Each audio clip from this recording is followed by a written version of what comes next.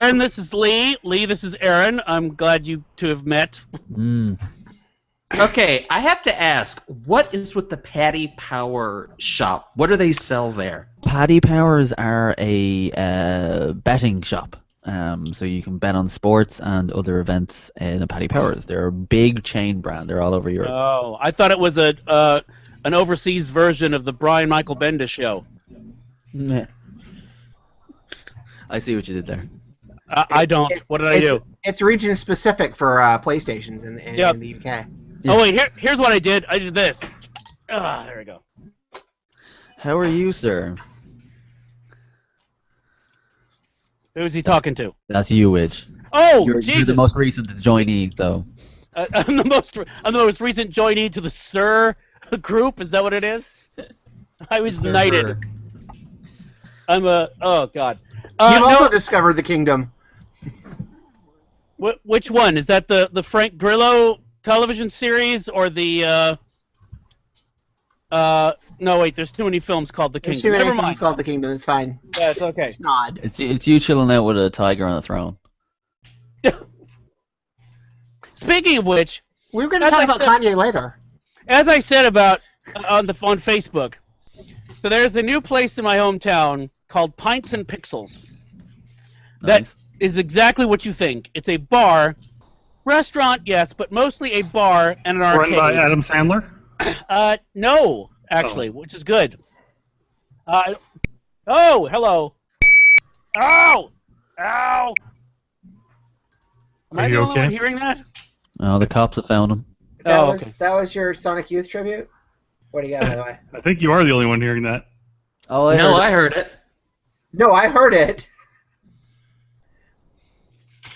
Anyway, Yeah, we got one of those here in Tallahassee. It's called Fire Betty's. Fire Betty's. That sounds like an act Aaron and I saw one time in Thailand. Mm. Yeah, I was looking at It sounds like something you got from the act in Thailand. they've actually got Joystick downtown. Oh, yes, I've heard of that. Which also sounds like something you could get in Thailand. Absolutely. So is that where the pinball machine was? Yes. Yes. They had the Game of Thrones pinball machine, which is sadly not that great.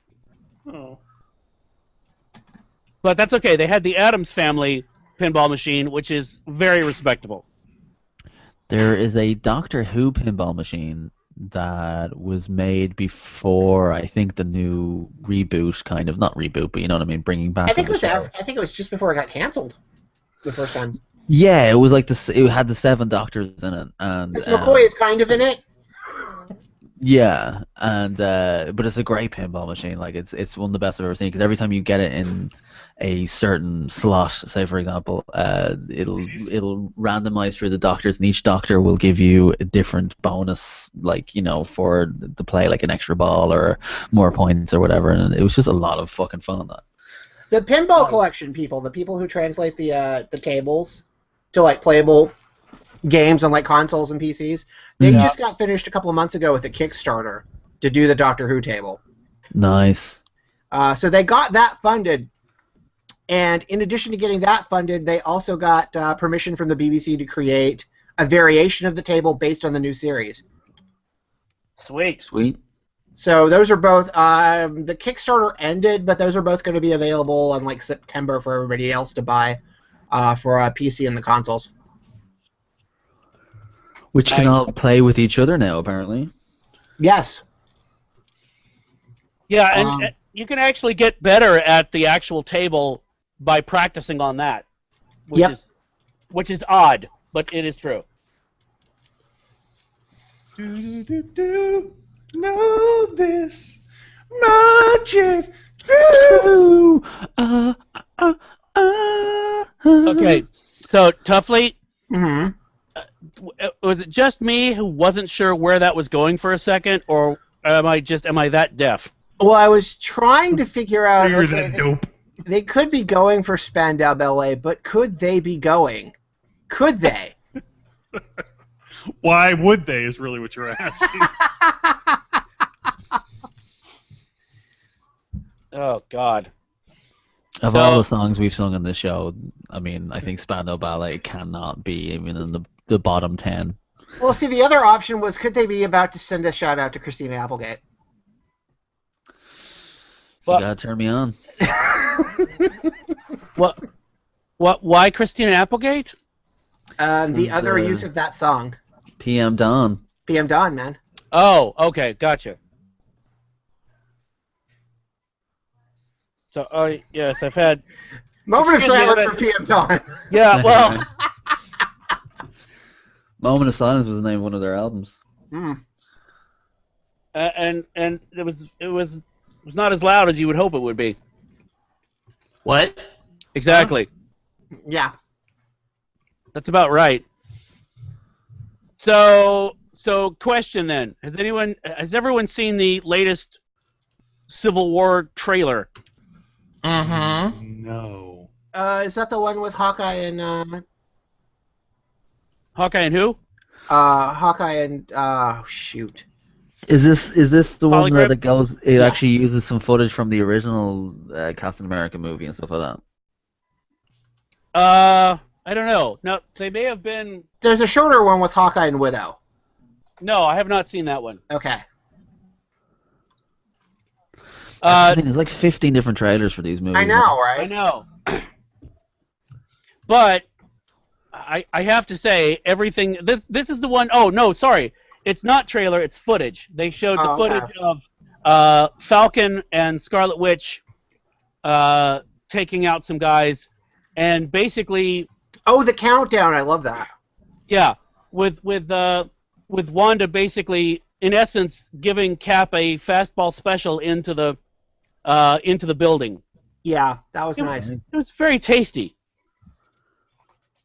And I have to say, the thing I have liked the most has been Tony's crazy wristwatch that he uses against Bucky, that turns into the Iron Man gauntlet and prevents him from being shot in the face. Yeah, I particularly like his look when Bucky pulls the trigger, though, as in like, holy shit, you were actually gonna do it. Yeah, it's great. Never mind that I'm pulling out this repulsor. And Shoot did you you with. see like the sweet sweater that Vision was wearing? No. Oh, you missed that bit. Hold Again, there's 15 trailers apparently. Hold on, I have to find it. IO9 did something We about were it. all distracted by Spidey's eyes moving. Okay, that's So good. Oh, give me I a second, can't believe give me a his eyes second. moved. That's so lame. It Oh, man. really doesn't take much, so to be lame. honest. It really doesn't take much, to be honest, to go, his eyes moved. Okay, we're done. We're done. They're good. We're good. No, I just like the fact that he was summoned with "Hey Underoos." Yeah. Well, I swear this is safe. well, the whatchamacallit, the initial viewings, the initial reviews that started rolling in, and of course, the internet's claiming that all the reviewers are being paid off by Disney because it can't possibly be as good as that, as they're saying it is. So were the Batman versus Superman critics also being paid off by Disney? Some people actually claim that, like, legitimately, it was on a Seriously? couple of websites. It was claimed on a couple of websites that they thought it was being paid off. Wow. I But mean, no, I know Disney has a bunch of money, but come on. I have to say, like, I originally wasn't sold on the idea of this movie, but then when you look at the through line of story from Yes. Captain America 1 to now, Yes. it's actually, like, that makes me excited about it, because it seems like a really true trilogy, which we haven't had in a while. Well, also in the cinematic universe, this makes more sense. Yeah. Yes. Yes. This story makes more sense, yeah. than This the comic story book in the version. cinematic universe makes more sense than the comic book version did.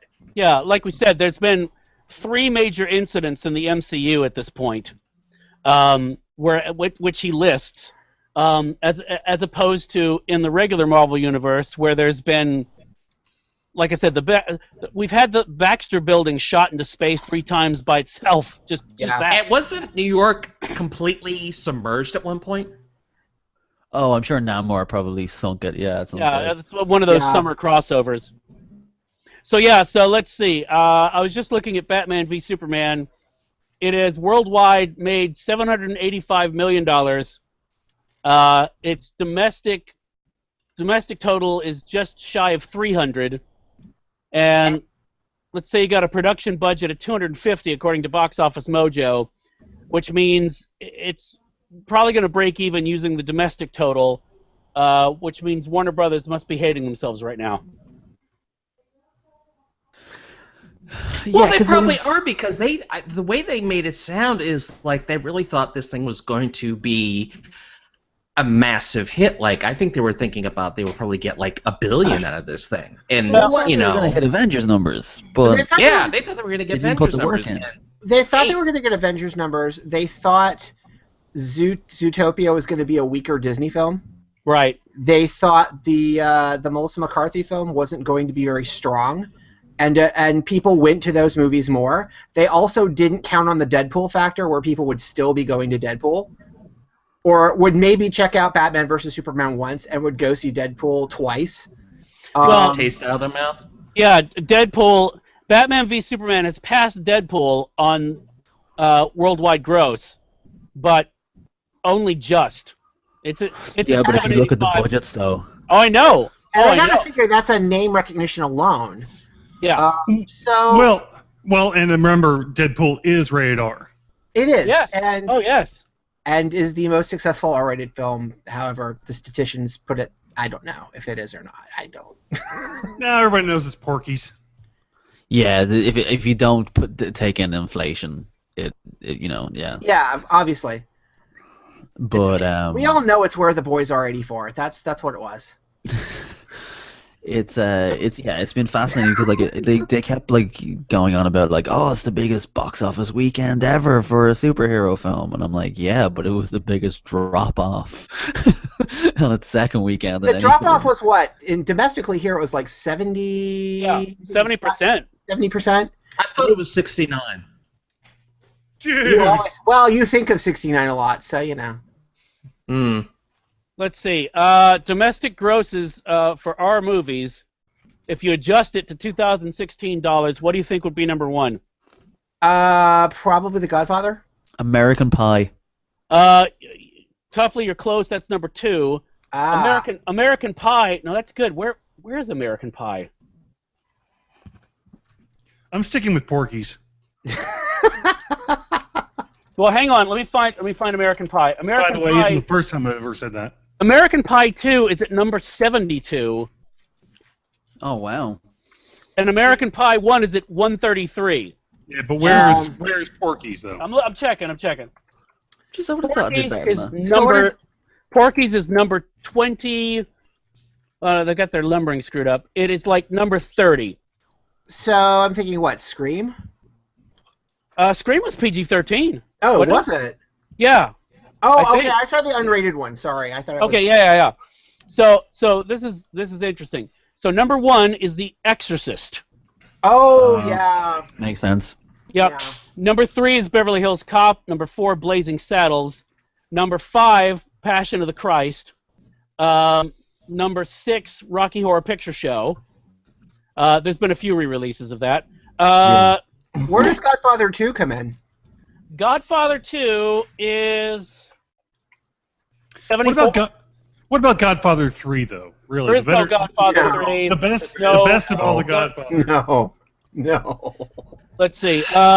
Then we have. I still haven't watched any of the Godfather films at all. Wow, really? Yeah. But both of the first two films are perfect.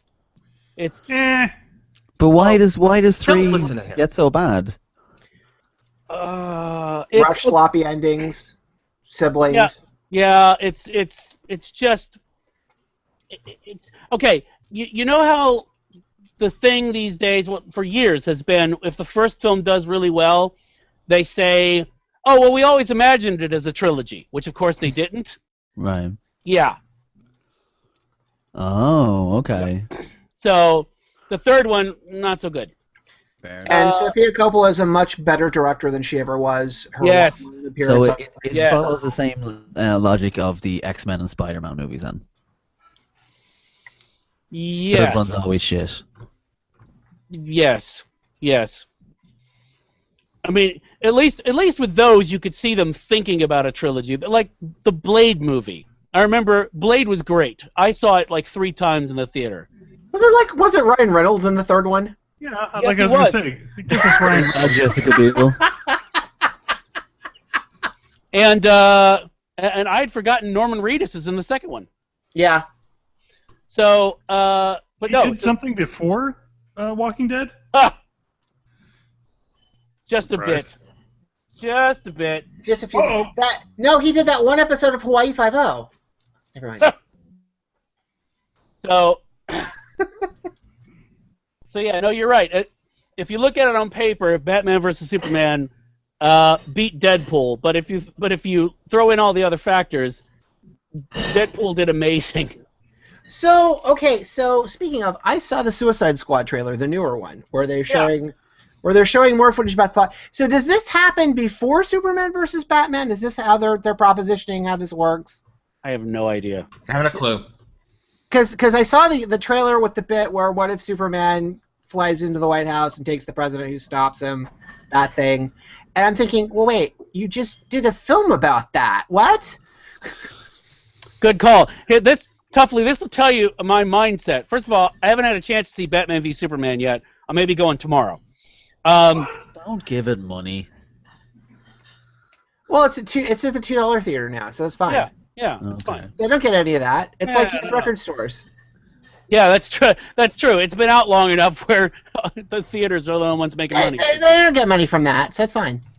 Yeah. But no, I that didn't even register when I was watching that trailer Oh, yeah? about anything having to do with Batman v Superman. I was just, oh, okay, well this looks like it's fun. Because, like, the first line is like, well, what if Superman flies into the White House and kidnaps the president? Who's going to stop him? Oh yeah, I remember it now. And I'm now like- that you bring it up. Wait, you did a film about that. Hang on. So I'm trying to figure out, well, is this before Batman Superman? Is this a sideways flashback? Is this a sidetrack? What is this? No, the Do you guy care? in Suicide Squad just doesn't read the news a lot. He was. That's right, Aaron. He was one of the people in the first film, one of the many people standing around looking surprised that the entire fucking planet was shaking. Yeah, like what you don't see in the trailer is that the next line is someone going, "Yeah, Jesus, did you not see the news last week?" Yeah. No, I was at my cabin. I was fishing. I have to say though, because they're showing more and more of the Joker as the trailers come out, and it really doesn't look like it. The voice sounds great. I say his performance is probably going to be really good, but just the look of the character is terrible. Like his design is awful. Yeah, it's pretty bad.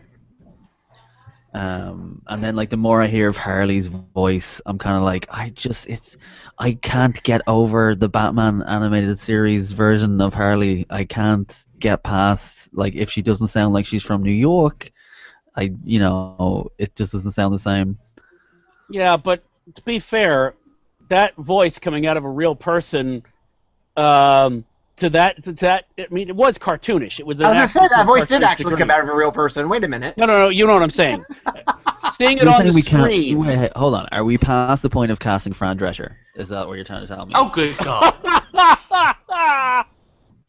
Batman v Super Nanny. Jesus. I'd watch it. Still a better movie.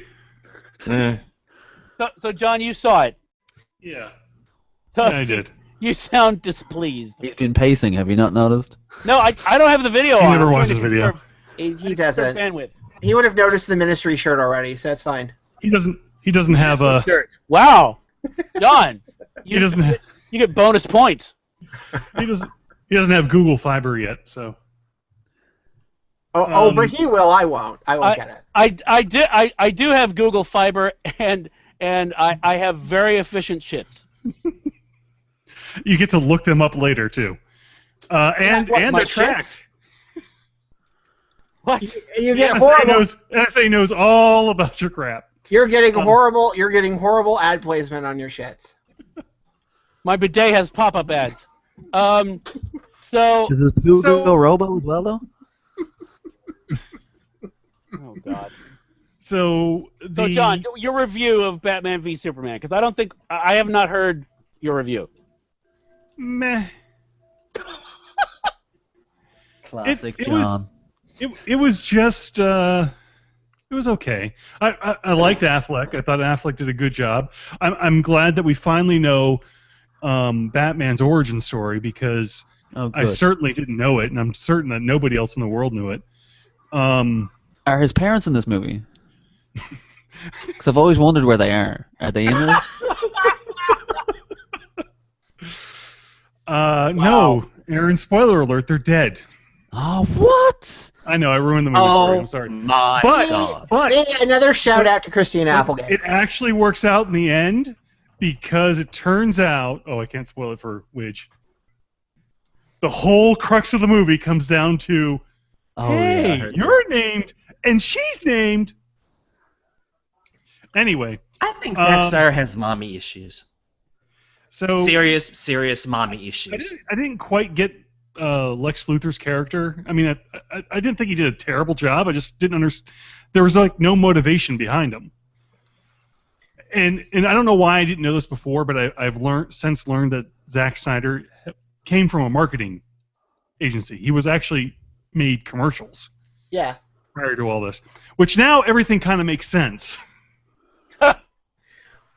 Well, because that's all he does. He does great scenes. The scenes all look great. Somebody pointed out, maybe I heard it somewhere, but there's a serious lack of establishing shots in this movie too, where everything is just sort of close up. You're always like right on top of the people. You're never really back. I mean, there's a couple of city shots, but for the most part, they're always kind of tight in on everybody, which is sort of annoying. And like I said, Affleck did a good job. The Wonder Woman movie hopefully will live up to the small appearance that we got of Wonder Woman in this film. She seems good. She seems like a good choice. But other than that, Cavill did as good as he could with what was provided. I don't like him as Superman just because he seems unlikable, too standoffish. I don't know. He's just too disinterested, I guess. But see, here's the thing. We know Cavill can be funny and charming and nice because you've seen Man from U.N.C.L.E., or most of you saw or none of you saw Man of U.N.C.L.E. I've seen it about 12 times by now. But no, Cavill can do if they do the version of Superman everyone would like to see, he could do that. But he probably could. But that's not that's not the direction or how the character is currently being written in the films, which is a little annoying. It's not that the actor can't do it, because you know the actor can do it. It's just that's not how the character is being written. Well, I think we said it.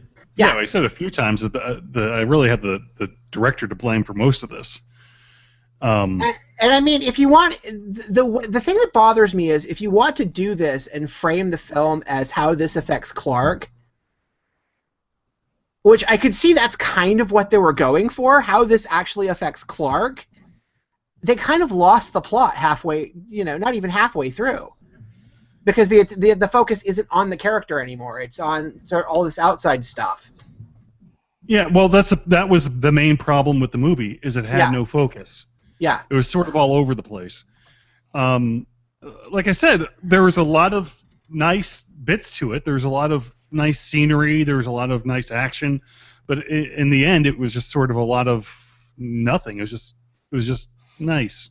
I mean, I think the audience currently on Rotten Tomatoes is like at 70%. I would probably say, that's because it's a C. Yeah, I would give that a C as well. I mean, it wasn't great. I found some of the things very convenient. It's very convenient that they just happen to have, footage of Aquaman and Flash and Cyborg just sitting around, Well, you never know when it might be needed. Yeah. I mean, it was conveniently placed. So well, are they actually in it though? What's that? Are they actually in it though, or like are they more than just like video clips on a laptop? There is video clips. Let's see, Flash is in it briefly for a Flash. For Flash, yeah. Actually, to kind of introduce sort of what I think that Tuffley may have talked about before, which is sort of the alternate universe version of the DCU, right? Yeah. So it kind of, if you're familiar with what the hell is it called? Not Injustice. Was it Injustice? The video game? Yeah. Injustice, Gods Among Us, wasn't that it? Is that the right one? That was one they made the video game out of, right? I think Yeah. that's right. Yeah. Yeah. Because that seemed like that's what that was sort of alluding to with, where Superman sort of takes over the entirety of the world, with his Superman Corp because of Lois being killed or something along those lines. So I don't know. I mean, you got to see Amy Adams in a tub, naked, so wasn't terrible. There were worse things. Wow. Wow, that It was awkward sitting next to my 11-year-old son, but whatever. This reminds me of those back kids ask your parents. Back in the day when there were video rental stores, and there was one roughly the size of my desk that was basically we ran out of stuff to do because we lived out in the middle of nowhere. So I would go through by genre, left to right of the show. That's how I saw all the kung fu movies they had, all the crazy science fiction 80s movies they had. And I remember the horror movie. It's their fault. No, it's not their fault. But I appreciate your litigious thought process. No, a horror movie was bad when you'd be sitting there going, God, can we just get some boobs? Some boobs would be great right about now. So the fact that you're doing that with Batman v Superman, that sounds like the most positive part of the film thus far. Oh, yeah, and I don't even think we actually saw her boob per se, as much as almost seeing her boob floating in the water. Wow. So it's not even like it's not even like when you would try to find some kind of softcore horror movie or something. Oh, I looked. Trust me, I tried to find it. No, what you know what I'm saying? When it was still scrambled, and you would watch the television, the crazy scrambled snow, and every once in a while it would like coalesce into a breast for mere moments, or maybe that's the pattern recognition part of your brain just going, well, this guy wants a tit, let me just give him one. Yeah, kids, ask your parents. Kids, ask your parents. Please do, in fact. In I really want you to. Don't in the very beginning of PG-13. Like, sadly, the very beginning of PG-13 was Red Dawn, so go figure. Well, yeah, but the first couple of films that got flagged PG-13, that they knew they were going to be flagged PG-13, they kind of threw that in just to go, hey, look, we can do this now. Oops. And then everyone who was 14 was like, oh. Well, no, because honestly, the 14-year-olds. Well, you're going much younger, but the 14. Whoa! I'm sticking to 14. I'm not going younger. The 14-year-olds were already sneaking into R-rated films. So. Well, this is true. The 14-year-olds already were way past PG-13, so that's fine. So we're talking 9-year-olds. In summary, I will not be buying the Blu-ray. What, you don't want the R-rated cut? God. I'll wait for it to come out some other way. Because I just want to see how they're going to get humor out of a Juice Newton song. I want to see someone do that in a film, and I think Batman and Superman can do that. Wow. There, I said it. Juice Newton humor. There you go. You heard it here, folks. Unfortunately, you did. Yeah. So, Aaron, have you seen it yet? Batman vs Superman. Yeah. No. I have sense. And he kept them. Well, see, what I was going to say when you were talking about found footage, I was thinking, that, like most of Zack Snyder's tricks, were great in the early 2000s. Did anybody see 10 Cloverfield Lane? I want to. I haven't seen it either. but I've heard nothing but great things about it. I want to, and I'm happy that they actually snuck that out, because I'm a real fan of when J.J. Abrams can actually get something pulled off, kind of sneaky like that. Yeah, because there was no build-up. It was like, oh, this is out in 2 days. Because he managed to get this made while everybody was watching him do Star Wars, Yeah. which is so awesome. I have not seen it, but I've heard nothing but great things about Goodman's performance. So I really want to go see it, and I'm really interested to see if they can actually build other films on this, because they've talked about, oh yeah, we know what we're going to do with the third film.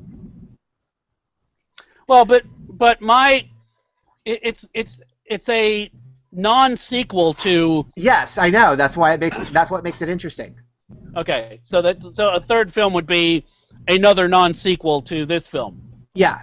Gotcha. It sounds like I've heard stuff say. I've heard like various places think that this might be just the Cloverfield name is going to be like almost like an anthology series. Like there may be little links here and there, but they'll be their own movies. I like Tales from the Dark Side. Bring it on. That works for me. Yeah, I liked. What is it? Tales from the Crypt. Tales from the Crypt. Which Bordello of Blood and Demon Knight were both fun. Yeah. Which they're bringing CW is doing Tales from the Crypt. CW? The CW is doing a Tales from the Crypt. Oh, that's funny. Wow. So who's the Crypt Keeper's love interest then? I believe it's going to be Felicity from Arrow. Well, the Crypt And Keeper. they're going to spend. I I can't know, imagine I'll- all the time they're going to take like getting rid of the wrinkles. I'm just saying, Because Felicity there's- shippers, watch out.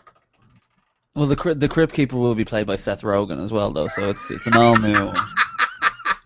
Oh, the Crypt Keeper laugh takes on a whole new. Actually, some episodes it'll be him, and other episodes it'll be James Franco, and you just don't know. Mm. Ooh. What? So the Crypt Keeper's going to look good with his shirt off, basically. Oh God. In some episodes, but not others. Yes.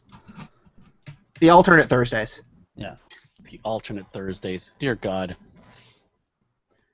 So okay. So Tuffley, Yes. here's a question. Maybe you can help me with. I'm not completely caught up on Agents of S.H.I.E.L.D., but Why not? I've been a little busy. Understandably so. Yeah, thank you. But my question is, are they high for pulling those two out and giving them their own show? I know we've talked about how that means the Inhumans can be over here and you get your spy shit over here, but are they high? Because they were a great part of that show. I don't know. Because here's the thing. It depends on if I like The Most Wanted pilot, or if I like The Most Wanted as a TV show. Because it's going to be it's going to be Marvel's version of Burn Notice. Basically, is what that's going to be. So that's going to be fun. I know that's going to be fun. If they make it fun, that's your show. What I don't know is what this does for Agents of S.H.I.E.L.D. And I don't know if they can, if they're, now that they have the show that everybody wanted it to be in the first place, can they actually do that show? And they seem to be doing a really good job of it thus far in setting it up. Now, the other thing I'm interested in is to see what effect Civil War actually has on this, because I know there's going to be one. Well, they seem to have already set some of that up with the Watchdog stuff. They have already set some of that stuff up with the Watchdogs, and I know Hydra's going to fan a lot of this. So, But who watches the Watchdogs? The Watchmen. Uh, They all have pocket watches. You can set your Watchman by it. but yeah, so far they seem to be setting up very well. It's just I'm wondering they seem to be really good at setup and payoff, but the actual getting there is still a little I wouldn't say hard, but they the getting to the building to the point is, I think, Shield's It's the journey. continual issue. Yeah. The endpoint's really good. The setup is really good, but trying to build toward it is where they have usually where they have the problem, no matter how many cast members they have. But do you think that's a budget restraint? I don't think That it's they a can budget. only have so many people in there. I don't think it's a budget restraint yet. I think when you start getting to season 4, and I think I think you get to cast reductions, obviously, and those two were obviously very good. And I think the setup for Most Wanted sounds, again, like Burn Notice. So that looks like a lot of fun, and it should be a lot of fun. So if that's the show they do, I think Most Wanted will do very well. I think the bigger question is, what does it do for Shield? I don't know what the answer is on that yet, because again, we've got people with powers now, which is what supposedly everyone wanted out of the show. So now you've got it, and let's see if they can do something with it. And so when are we expecting the pilot on that? I don't know if it's going to air as part of. I think they're still filming it, so I don't think it's going to air as part of Shield season. So I don't know if we're actually going to see it before they actually say it's going to be a series or not. Because I don't know, unless they do some sort of side diversion, like after Civil War, the episode you get after Civil War is actually the Most Wanted pilot, which sort of sidesteps the Civil War effect until. But I don't think they do that. So. No, I don't think so. So I don't think we're actually going to get to see the Most Wanted pilot until ABC announces it's a thing. Also interesting, because there's a couple of other things in the works. I know. I know there's the other Marvel thing we've been talking about that is being developed for ABC is still being battered around, but I don't know if they've gotten anywhere with it yet. What do you mean, Right. Cloak and Dagger? No, Cloak and Dagger is going to Freeform. Right. Now, that's something I wanted to ask about, because for the longest time it was ABC Family, and I thought that the religious people made them keep it ABC Family. Have they gotten rid of them? What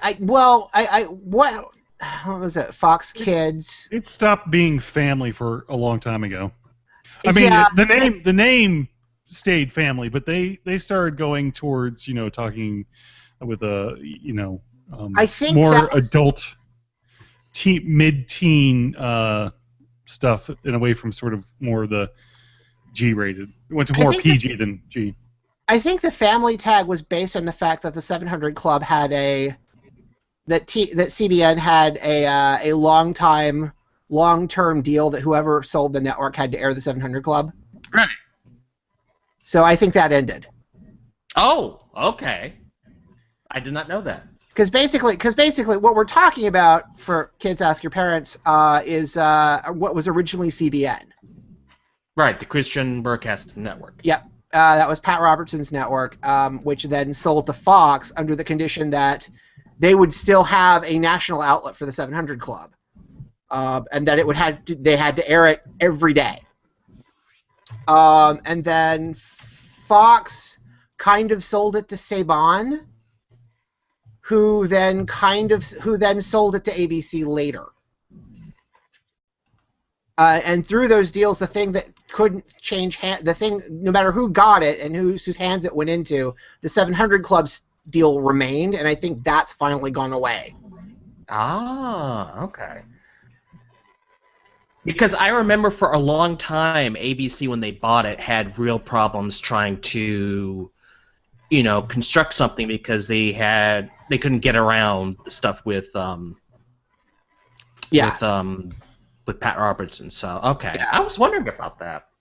But I think the 700 Club, the requirement to having to air the 700 Club is actually over, and I think there was something having to do with it had to have like a family theme or a family term to the network or something like that.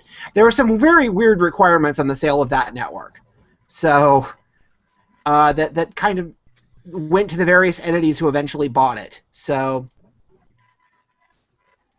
Okay, cool.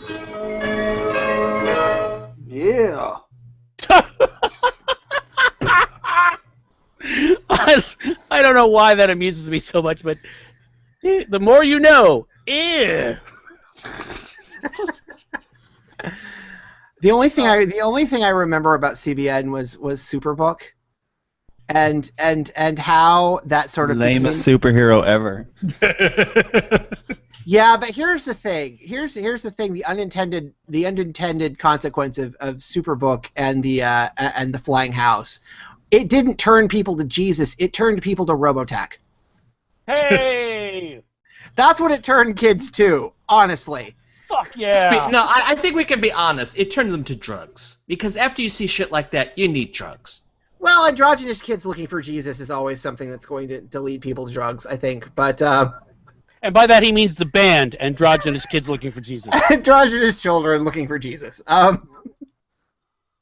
If that's not a band, it needs to be a band, like It right should now. be. It should be. Well, we can always start that up again. No! No. But it's shoegaze, right? I mean, it has to be a shoegaze band. Oh yeah. Yeah, it has to be a shoegaze band. I think Aaron, what it is a shoegaze band that is covering all of your favorite like those pseudo. Okay, it's essentially a shoegaze band covering stuff like God Was Drunk When He Made Me and those semi-country knows I'm songs. miserable now. Yeah, anything with heaven in the title. Yeah. I could see a band like that existing, actually. Just like Heaven with a Cure as well. Yeah, exactly. What was that song by Level 17? Leave the Light On in Heaven. What was that? Oh God, I don't know. Yeah, I'm stretching. I am so glad I was raised a heathen. But I don't know any of this shit. I think most Christians are glad you were raised a heathen as well. And I think most Christians don't know this shit either. Actually, most- actually, Go ahead. go ahead. No. Now, what I was going to say was actually, besides Superbook and the Flying House, the other thing the other unintended consequence of someone you wouldn't think airing an anime show turned people onto anime was probably Ted Turner airing a Battle of the Planets during Braves rain delays. Hell yeah! Because it's weird because I seem to recall they played Battle of the Planets as much as they did Andy Griffith, and sometimes in tandem with each other. The best though is actually going back and watching the actual dubbed Japanese versions, Oh gosh. which are uncensored. Where Oh yeah. you'll be watching it and you go, "Holy shit! He actually shot that guy in the leg." Science Team Ninja Gotcha Man, right? Yeah. Yeah. Because you had Battle for the Planets, and then you had G-Force, which was a separate show, and then you had Gotcha Man, which was a completely different show. And So the best part of Battle of the Planets is Casey Kasem doing every fourth voice. Yes! Hell yes! Now we're 'Cause talking. it's like they couldn't get other background actors, so Joe's not in this scene. Casey, go. Hey, if you got Casey Kasem, you use Casey Kasem. Wow, that takes me back. I've actually been on a Battle of the Planets kick. I've been watching a lot of Battle of the Planets. Wow. So Where are you watching Battle of the Planets at? The internet. Oh, okay. What's that? It's this thing with tubes. Oh, that's where the porn is. Yes. Oh, okay. I did well. Not if you're in North Carolina. Well, it is there. You just have to show your ID before you can see it. Well. Then it decides which kind of porn you get to see. Okay. So am I correct in I did not read the story, but is a major porn site is basically cut off North Carolina because of their legislation about. Yes, and the state legislature is so pissed off because they were so wanting to. Oh, never mind. Now that would be just okay. Now that you've got Atlanta, which has all this cinema happening, build up around it, I think it would be what you need is a state. And Scott, you should get on this. in a manner of speaking. That's not the first time he's heard that. I know. Scott, please mount Florida now. It is America's penis. Get up on this. So, but what if you had basically like a city that said, you know what, we're just going to grant tax incentives to the porn industry. Everybody come here and shoot your porn. I thought LA already did. Not officially. Is that the only tax incentives that LA has left? I think Well, so. the problem is they would only have power over their local taxes. They wouldn't have anything on state taxes. Yeah, that's a problem. Actually, I think Nevada would probably be the best state for that, wouldn't it? Wouldn't really? There you Nevada. go. Just to watch the taxes go through the roof. This is amazing. We're making so much money. This is almost as good as pot.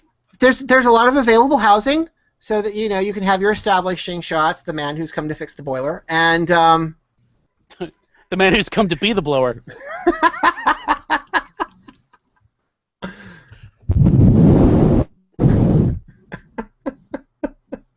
Oh my! Somebody did actually show me the Ron Jeremy Wrecking Ball video. Oh God, I'm so sorry. Ew. It's who you think showed me that. Breaking news, you guys. Uh-oh. Warner Brothers have confirmed that Ben Affleck will direct a standalone Batman film. Oh yeah, That's probably good. That's been out. Okay. It'll be much better than the one he's been in, so it's fine. Well, yeah, Scott, they'd said that before, but then, is it actually on the schedule now? Let me see. I'm reading a thing from about I an hour knew they ago. were being a Hold on. little cagey about it, but Oh, Affleck was being a little cagey about it, probably because he wanted more money. And probably because Sad Affleck was a direct Yeah. interpretation of his feelings about the whole thing. and probably he wanted a cease and desist order for to get what's his face out. Because I think he's got Live by Night coming out. When does anybody know when that is coming out? That's the film he's finishing now. It's coming out sometime during the day, ironically. Next no, year. Okay. No date, it seems, on that Yeah. page. Yep. And I know Justice League is filming, sort of about to film, or where Like Justice League is now. about to film. Yeah, I think. Now, or just about to now. So, But I say breaking news because in the 6 months' time when people will listen to this podcast, It'll still be breaking Gonna news. catch It up. hasn't happened yet. Here's the thing. It hasn't happened yet, and as we like to say, it's not actually a Batman film unless it's actually in the theaters. this is true. So we have time. It's okay. We have plenty of time. And besides, if it's anything like CNN, whatever the news story is that you're about to say, it's automatically breaking news, whether it's relevant or not. Because it's breaking to us. Yes, it's breaking to us. It's new to us. Absolutely. So, we're broken. well, we are that. So, is anyone who cares finished Walking Dead season 6? Yes. Yeah, I want to hear this. Yeah, Okay. I'm very curious to hear your reaction to this. All right, John. Well, my reaction is I'm fine with it. I mean, to me, I haven't read the comics or anything else like that, so I don't. It's fine. It seemed like I think you pointed this out back in, I don't know, when would this be? So it would be 6 months ago. The characters that we've known and loved seem to have gone crazy. Yep. Because they're doing things that don't make any sense. Right. There were ways to get to where they wanted to go with this without making them be stupid. Right. But beyond that, yeah, I mean, I've questioned some of their actions, but beyond that, I thought it's fine. I mean, I'm not pissed off about the whole ending. Well, see, that To me, brings it up doesn't matter. that brings up an interesting question. Since you're not familiar with the comic, the anticipation was basically based on the entrance of the character and not the thing you were expecting to happen once the character showed up. Well, I know what happens in the comic. Well, no, but I'm saying since you, it's a different thing from the Red Wedding where you knew it was coming. Well, I didn't know it was coming in the Red Wedding because I didn't read it. Yeah. So, But it's sort of that thing of, since you're not familiar with the source material and you don't know, well, you know who gets it, but Right. but you didn't actually have a connection to the source material, that maybe part of the disappointment over the finale might have something to do with the fact that you didn't see it, or some folks didn't see it. I'm thinking that could be what it is. Well, part of the problem for me is that considering that Jeffrey Dean Morgan's casting was leaked, and considering that there were, leaks about Jesus showing up and leaks about Glenn still being around. They actually brought Zombie Jesus? Not zombie Jesus. Not like that. But Well, that's disappointing. but this whole cliffhanger thing of who was it, this isn't like the fucking Carrington wedding. We're going to find out, I think, within a couple of weeks of them starting shooting, because someone's not going to be there. Or is going to be there for the first episode, and then or just a headless version of them. So Well, it's what I was thinking is, because they film out of sequence. I imagine, do they film out of sequence? No. Okay, they don't. Okay, because I would think, okay, well, now's the time you start filming out of sequence and keep people guessing. But apparently there has been info put out there about one of the actors having a scheduling conflict, having signed on to another show. So I think that's a bit of a giveaway. But, maybe not. Maybe they can work around it. I don't know. But, yeah. Do we want to have the betting pool here of who gets it? Do we want to just go ahead and throw that out there? in a weird twist of fate, is actually one of Negan's men. Or it was a dog walking by. Can I It was just the tiger. shirt? It was the tiger that got it. I don't think Widge can bet, because I think he has inside information. No, I don't. I don't. Okay. Doesn't. I know Let's make nothing. that very clear. No. I'm just, there is complete and total understanding that I want a total information blackout. I don't want to know anything. Yeah. Because I want to be able to pick it up. I want to be able to experience it fresh. Right. I'm not to the point where I am with Doctor Who, where I'm like, fucking tell me, I might watch it at some point. So my guess is not right, although I still like my guess, and my guess would probably be more fun. But What yours was, Carol? no, my original guess was Carl. Oh, right. So yeah, that's right. We know it's not Carl. My original guess was Carl. Gets put back in the house Well, permanently. besides the fact that there's the line about cut the other eye out. Yep. There's also the fact that you don't get half the screen when whoever gets bludgeoned, so it's not Carl. Oh God, that's great. Because if it was Carl, it would have been a half screenshot. So That's fantastic. Um, I'm guessing it's the scientist dude or whatever he is. The yokel. Eugene. Yeah, Eugene. Yeah. Thank you. I don't I was have a hard gonna time. tell him See, Melvin, I would think if it's him or Abraham, it's a bit of a cop out. wow, they would have a cop out, Tuffley? Really? Well, but I also think if it's Glenn, it's a cop out. But again, I'm not really watching the show that much anymore, so it doesn't really matter No, to me. I mean it kind of is because they've already kind of played that. Yeah, I mean, Um, yeah. And so- also, if it were Glenn, they would have just shown it. Okay, so let me ask this question because you mentioned Carol earlier. What the hell happened to Carol? No one knows. Well, She just decided to snap all of a sudden?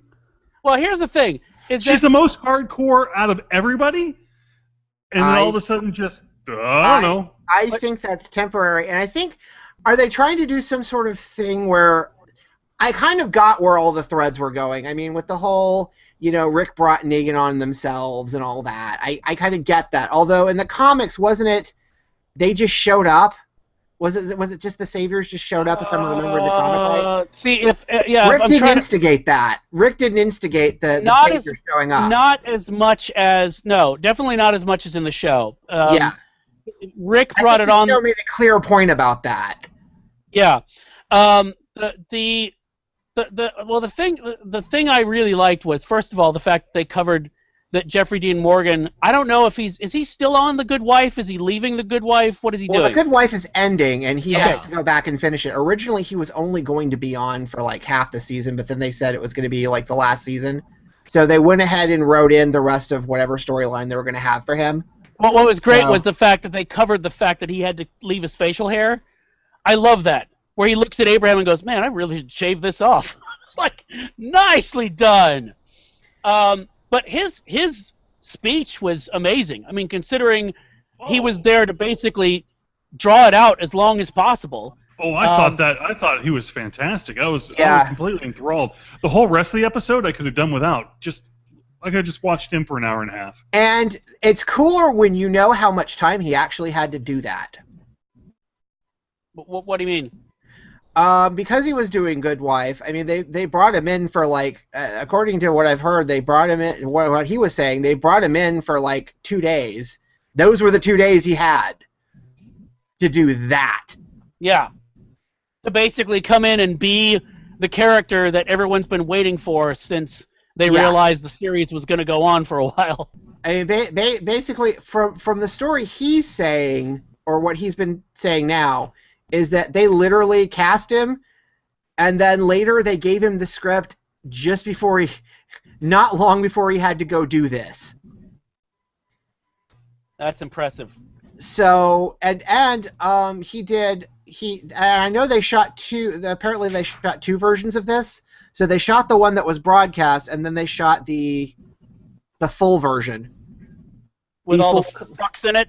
Yes, the full comic version is going to Yes. be on the Blu-ray. Nice. No, that was good. I mean, here's the thing about the Carol situation. That was mostly a one-shot, wasn't it?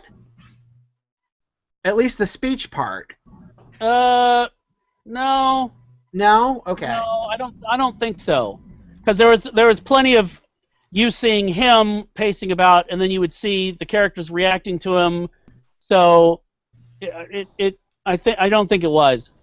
But the Because thing about yeah, go ahead. oh no, go ahead. Well, they said because a lot the director of the episode said they had the different camera setups, and I don't know if I meant, and I took that to mean that they tried to do it all in one. They tried to do a one shot on this.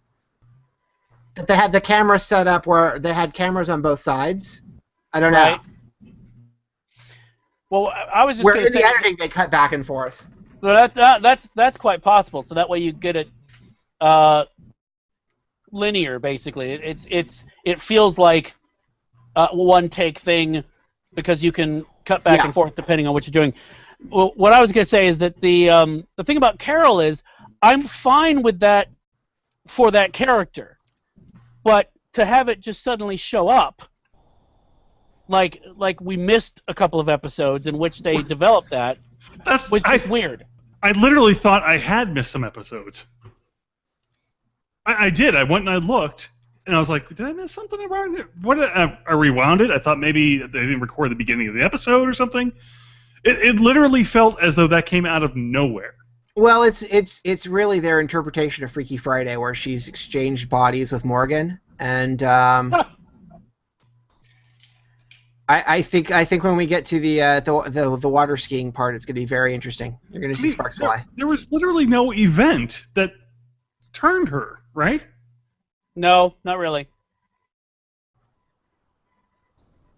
Not really.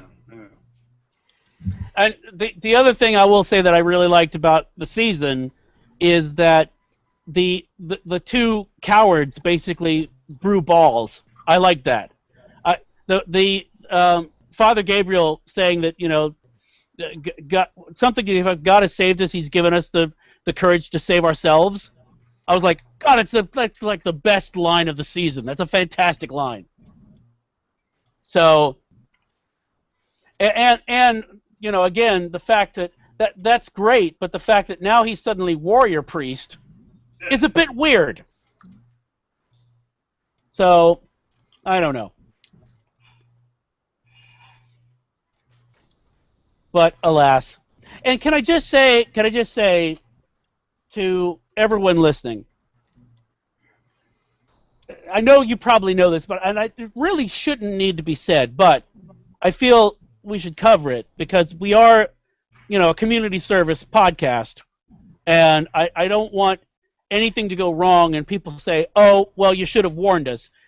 But basically, in the case of a zombie apocalypse, should you come across a doctor, don't let her go outside the walls. Or him or her, because apparently the Hilltop did it too. If you recall, the Hilltop's doctor was out on a supply run when they ran into problems. I'm like, do you know how rare a doctor would be? Well, Save the doctor! Well, you've got to be careful of doctors and all, non-white people, Wire cast members. Wow. If you were a member of the Wirecast, don't go outside during the zombie apocalypse. If you were in the Wire, Well, to be fair, it's not though, going to go well for you.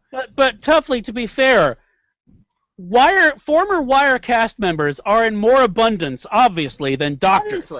Obviously. So Obviously. I'm just saying, prioritize doctors. But there's only one Chris everybody hated, and he's dead too. Are you sure there's only one? Are you sure? Well, so the show says. Oh, okay.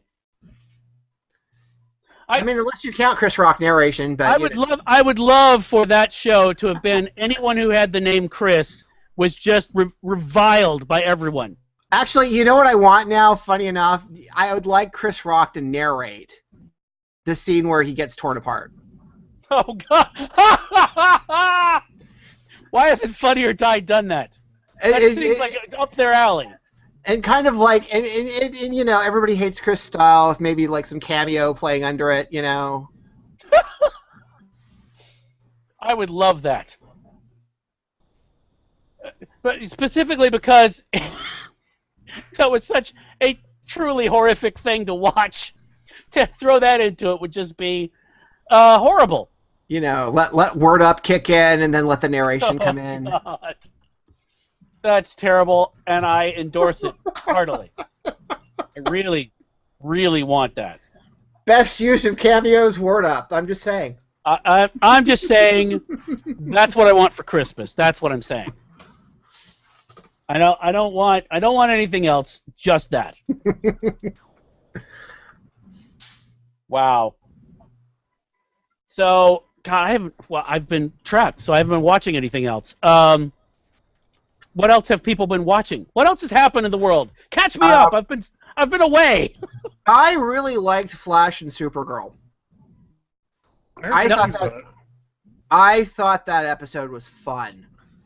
Now, was it what you guys were saying in that there is a Supergirl universe and Flash crossed over to it? Is that? Yes. Okay. And actually, it has what I thought was the best, easiest sort of DC multiverse explanation ever. And if I had gotten something as simple as that when I was a kid, I probably would have read more DC instead of Grant Morrison's Hyper Time. Mm-hmm. Which, there was a wall that was punched. That was it.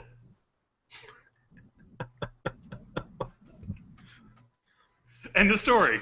That's not all that happened, John. See, I have to say, I wish you had. I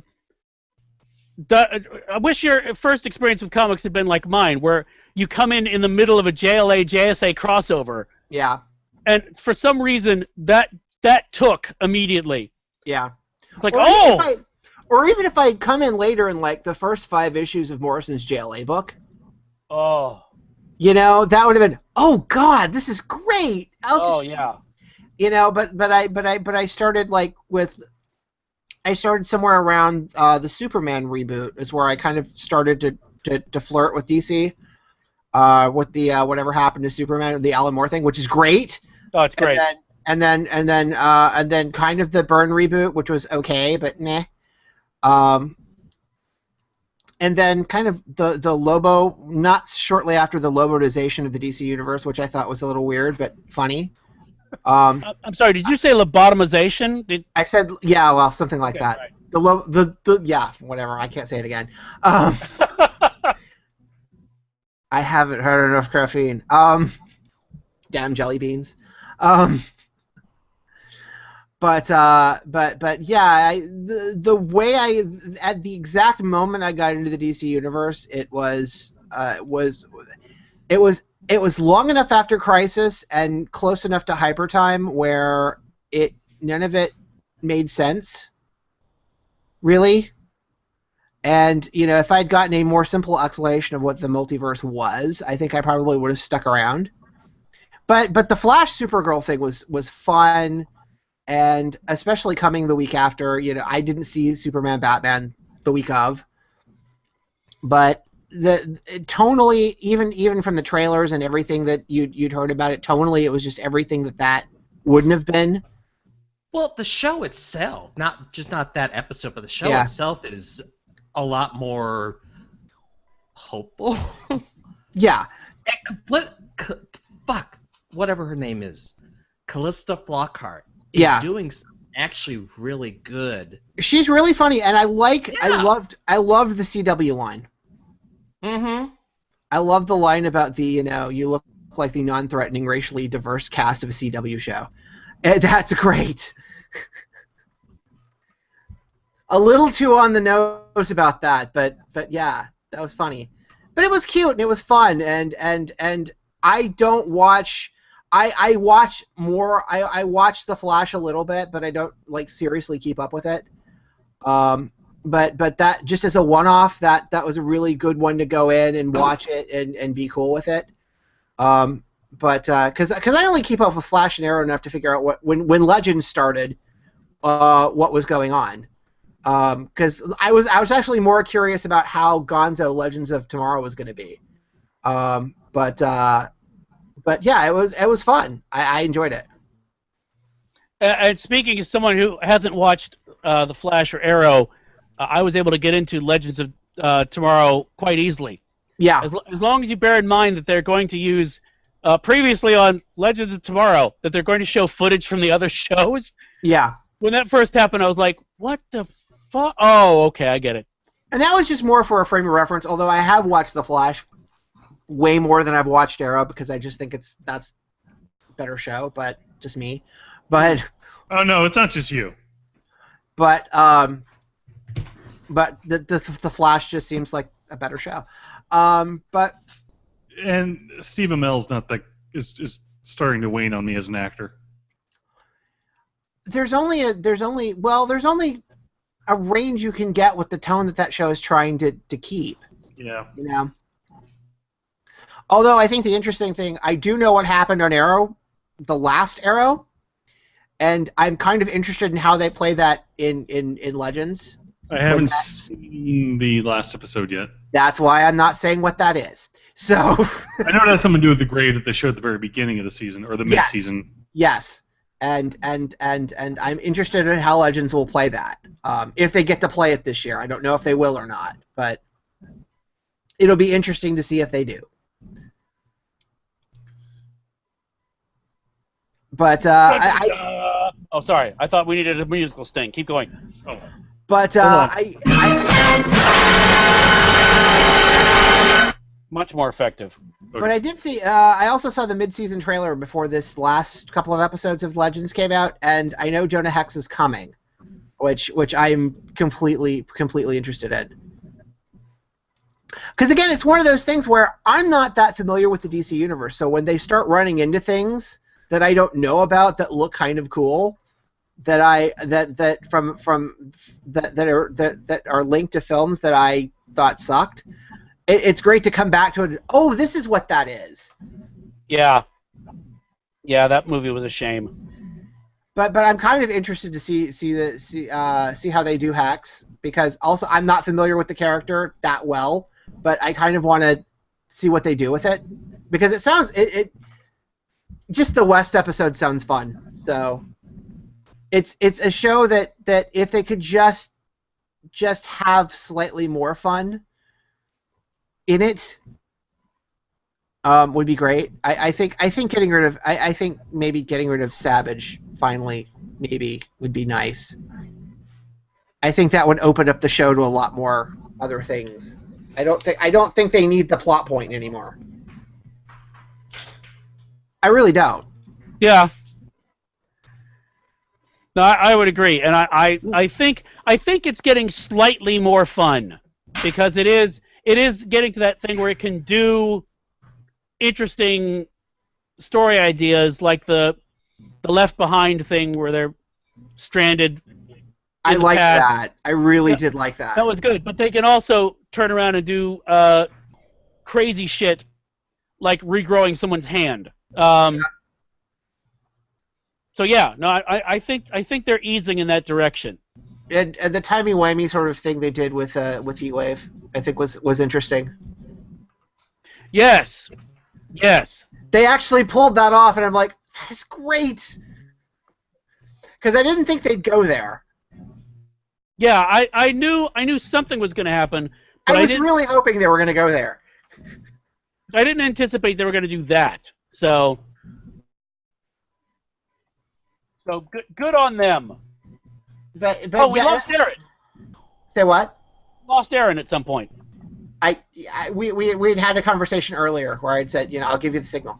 Oh, I see. Escape. Originally, it was supposed to be, so what happened in The Walking Dead? But that, I think he may have left during Walking Dead. I'm not sure. Well, speaking of stuff, hopefully, 12 Monkeys is coming back. Yes. And they've done some very interesting advertising this time. There's a popular YouTube channel, Fine Brothers Entertainment, that does like all the react stuff, like little kids reacting to things. They do also spoilers for various popular TV shows, and one of them they just did with Sci-Fi is a 7-minute catch-up for the first season. So it's interesting that they are pursuing more than just the standard, commercial way to get it out there. I kind of want them to bring The Expanse back because I actually just saw a little bit of that, and I'm kind of interested in seeing how that goes. But I know for reasons of The Walking Dead, some of those people aren't coming back. So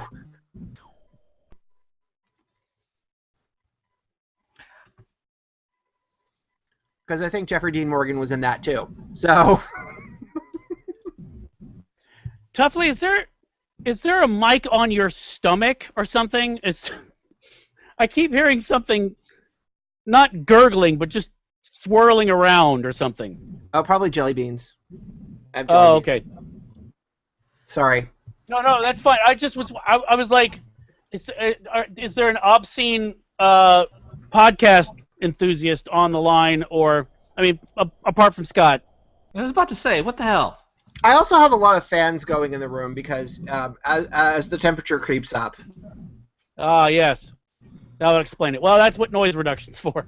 Yeah. But I've watched a few, not a lot, but a few of the trailers for this new season. It looks like they hit the 40s, the 70s, and a whole bunch of places.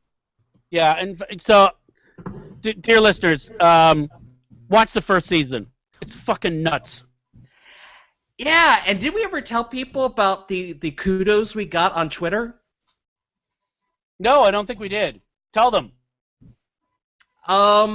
It seems like, unless it was an elaborate hoax, me, Damien, and you got kudos from the creator of the show, whose name I'm completely blanking on right now because I'm a horrible person, for our therapy podcast.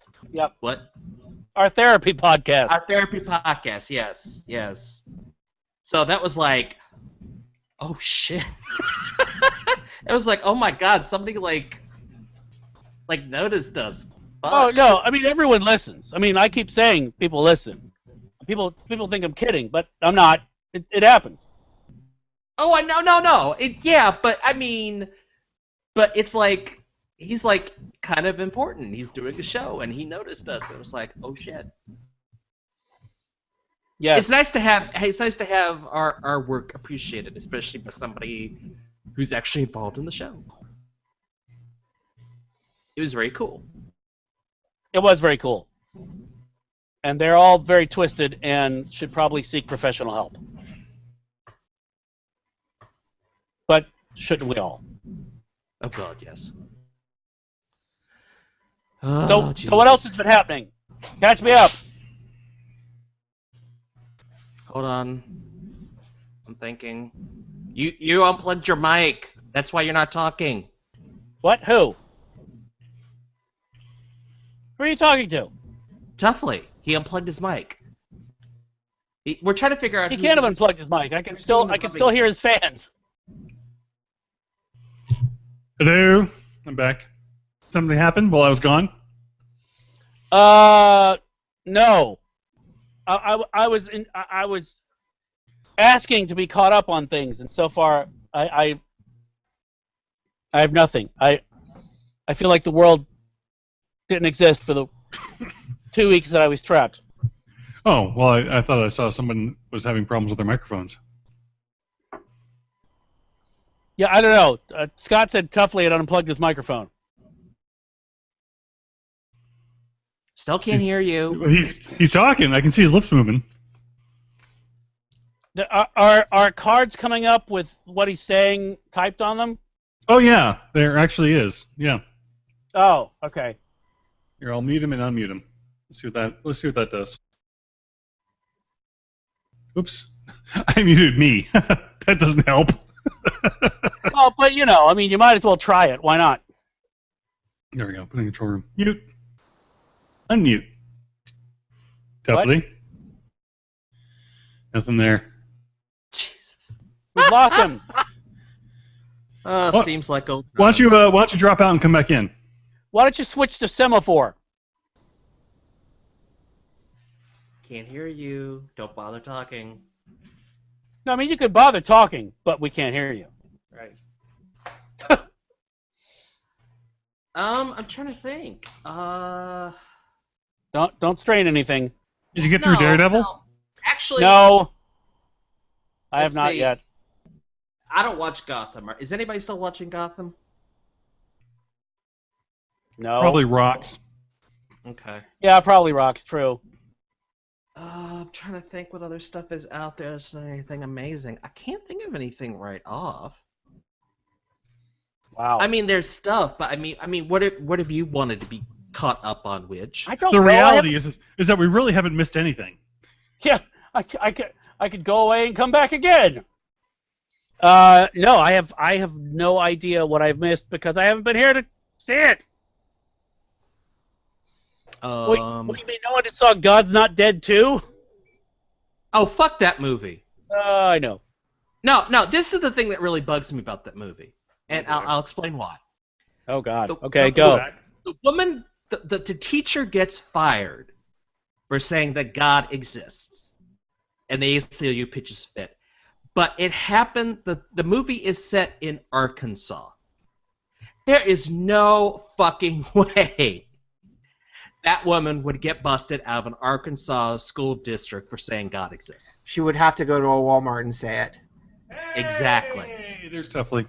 See, my point is, I unplugged my microphone, left the podcast, and you still had the noise. That's true. So, not me. Thank you very much. I rest my case. Okay, hold on a second. I'm going to mute me. Tell me what happens.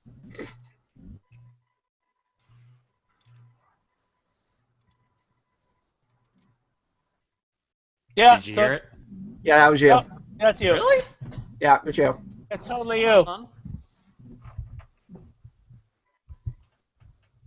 on. Let me look at this. See what's going on. God.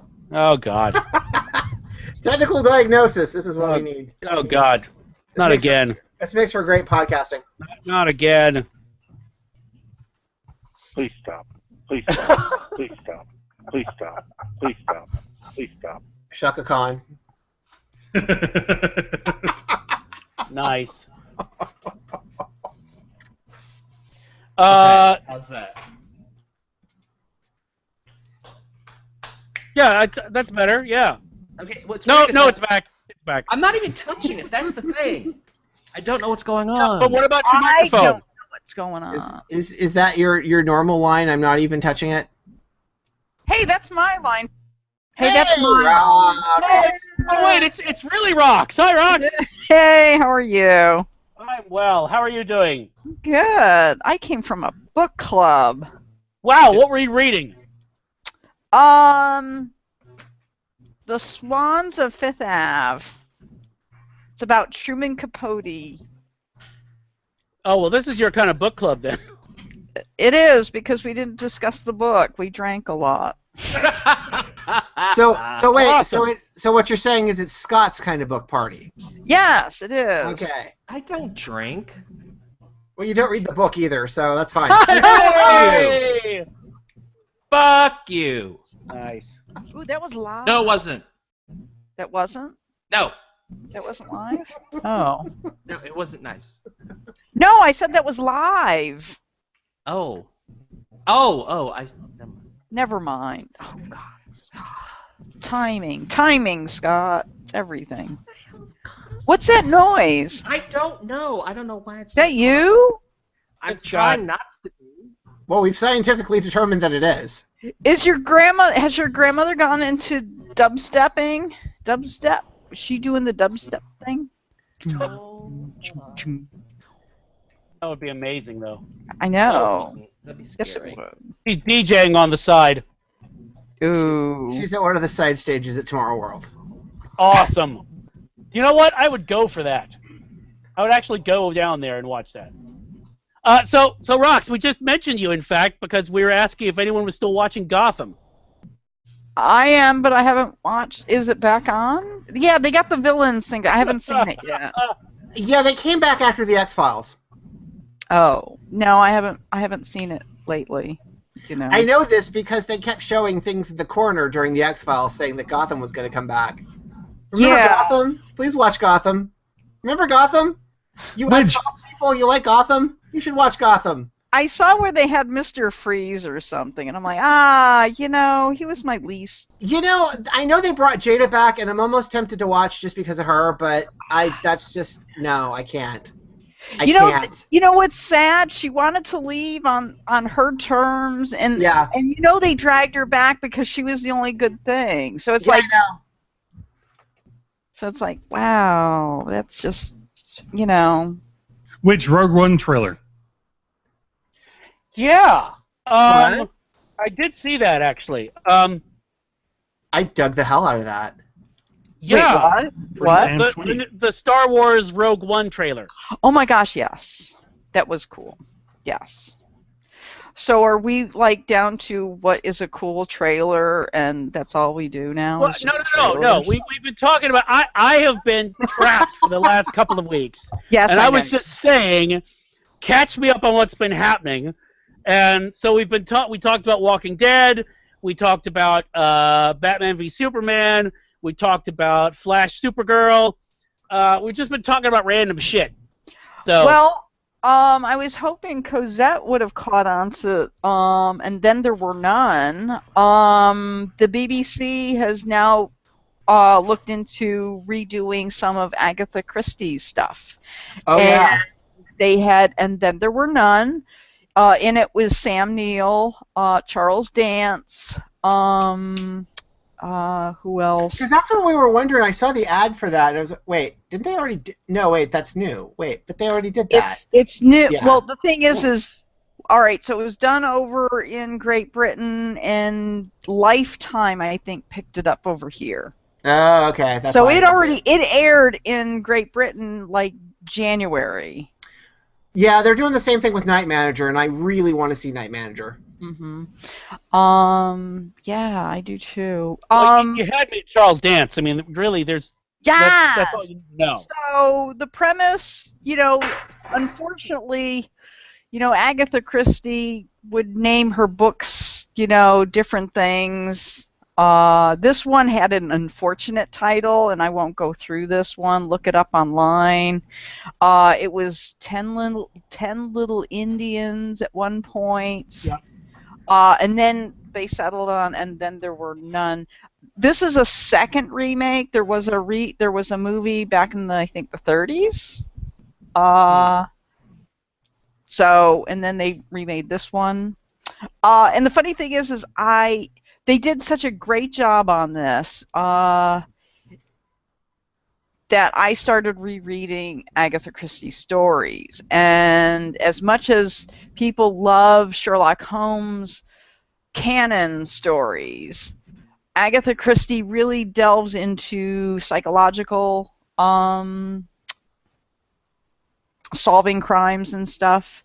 More so than Conan Doyle did. I mean, he used deductive reasoning and stuff, but you have a character like Hercule Poirot who can actually deduct by, psychology of people and stuff. So anyway, the premise of And Then There Were None, 10 people are stuck on an island, and there's a poem, and people are, removed, so to speak. So it's April Fool's Day, basically. Yes, it is. It is. The acting in it is really good, and they had a really good fresh take on this. Yes, there was this. I don't remember the timeline when she wrote the story. I think that one was like the mid-20s, almost 30s.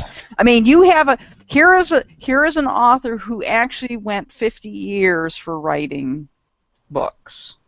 I think her last book was in the 70s. But her last published one was the posthumous, last episode of Hercule Poirot. But the handling of And Then There Were None gave it a nice fresh take on it, even though if you're a mystery fan, what you do is you look for the clues and stuff of how to solve the riddle and stuff, and this was a good job on this, which was funny because who here has been reading? Tuffley, does Kim read any of the official stuff from Sherlock or the Doyle estate? I know that there's been 2 estate sanctioned Sherlock books. One was Moriarty, and I forgot the other one. Oh, House of Silk. I don't know if she does. Well, it's interesting. After starting to read Agatha Christie stories, so you have Anthony Horowitz. Everybody kind of know. All the Brit people know who he is. He's written Foyle's War.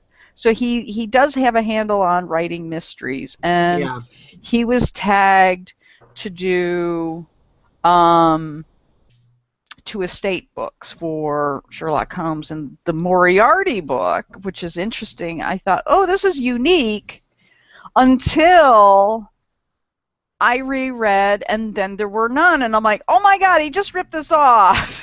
So she was very unique in the telling of her stories, which really pushed her, as the leading writer of all time. Yeah, Widge, you want to look that up? Oh, sure. There you go. Give you something to do. Damn. No, are we talking sales, or are we talking? What are we talking? We could go sales. Well, I certainly think in terms of the contemporary... As a contemporary author... The contemporary mystery author, that's pretty much what the template is now, is basically Agatha Christie. You got it. You've got Agatha Christie, according to this, which is Wikipedia, which, again, is always right. Agatha Christie is just below Shakespeare. Wow. So you've got Shakespeare, Agatha Christie, Barbara Cartland. Wow. Danielle Steele, Harold Robbins, What is it? I don't know how to say his name. Simenon, whatever it is. He did Maigret, the Belgian author. I don't know how to say his name. It's spelled Georges Simenon, but of course it's not pronounced like that. I don't know how to fucking pronounce it. Simon Le Bon. It's Yes. pronounced Jorge. Smith. Is it like Jorge? Georges? Is that Jorge? No, it's Georges. No. So I don't know alright. what the hell it is. All right.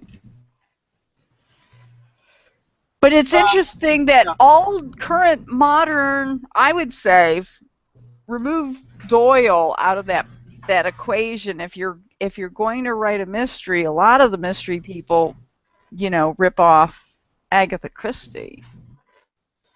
And this includes, and I really thought he was good until I really started reading her stuff, and I've been going through a lot of them. Is Anthony Horowitz, and he has done a number of stuff. I mean, he does a lot of the teleplays for, actually, he has done some of the teleplays for Poirot. And he's done Foyle's War, and he got tapped for the Doyle estate. So, but I think he's taking liberties. That there's nothing new under the sun, which would be Shakespeare. Before her, hey, there you go. Well, interestingly, they don't have exact figures for authors such as Doyle, such as Miguel de Cervantes, Alexandre Dumas, Dickens, obviously, Jane Austen, Victor Hugo, Jules Verne. So folks like that, they don't know. Really? Yeah. How is it they don't? Because nothing goes. Their stuff is. I mean, you have like Barnes and Noble. To me, they're never out of publish. They're always publishing their stuff.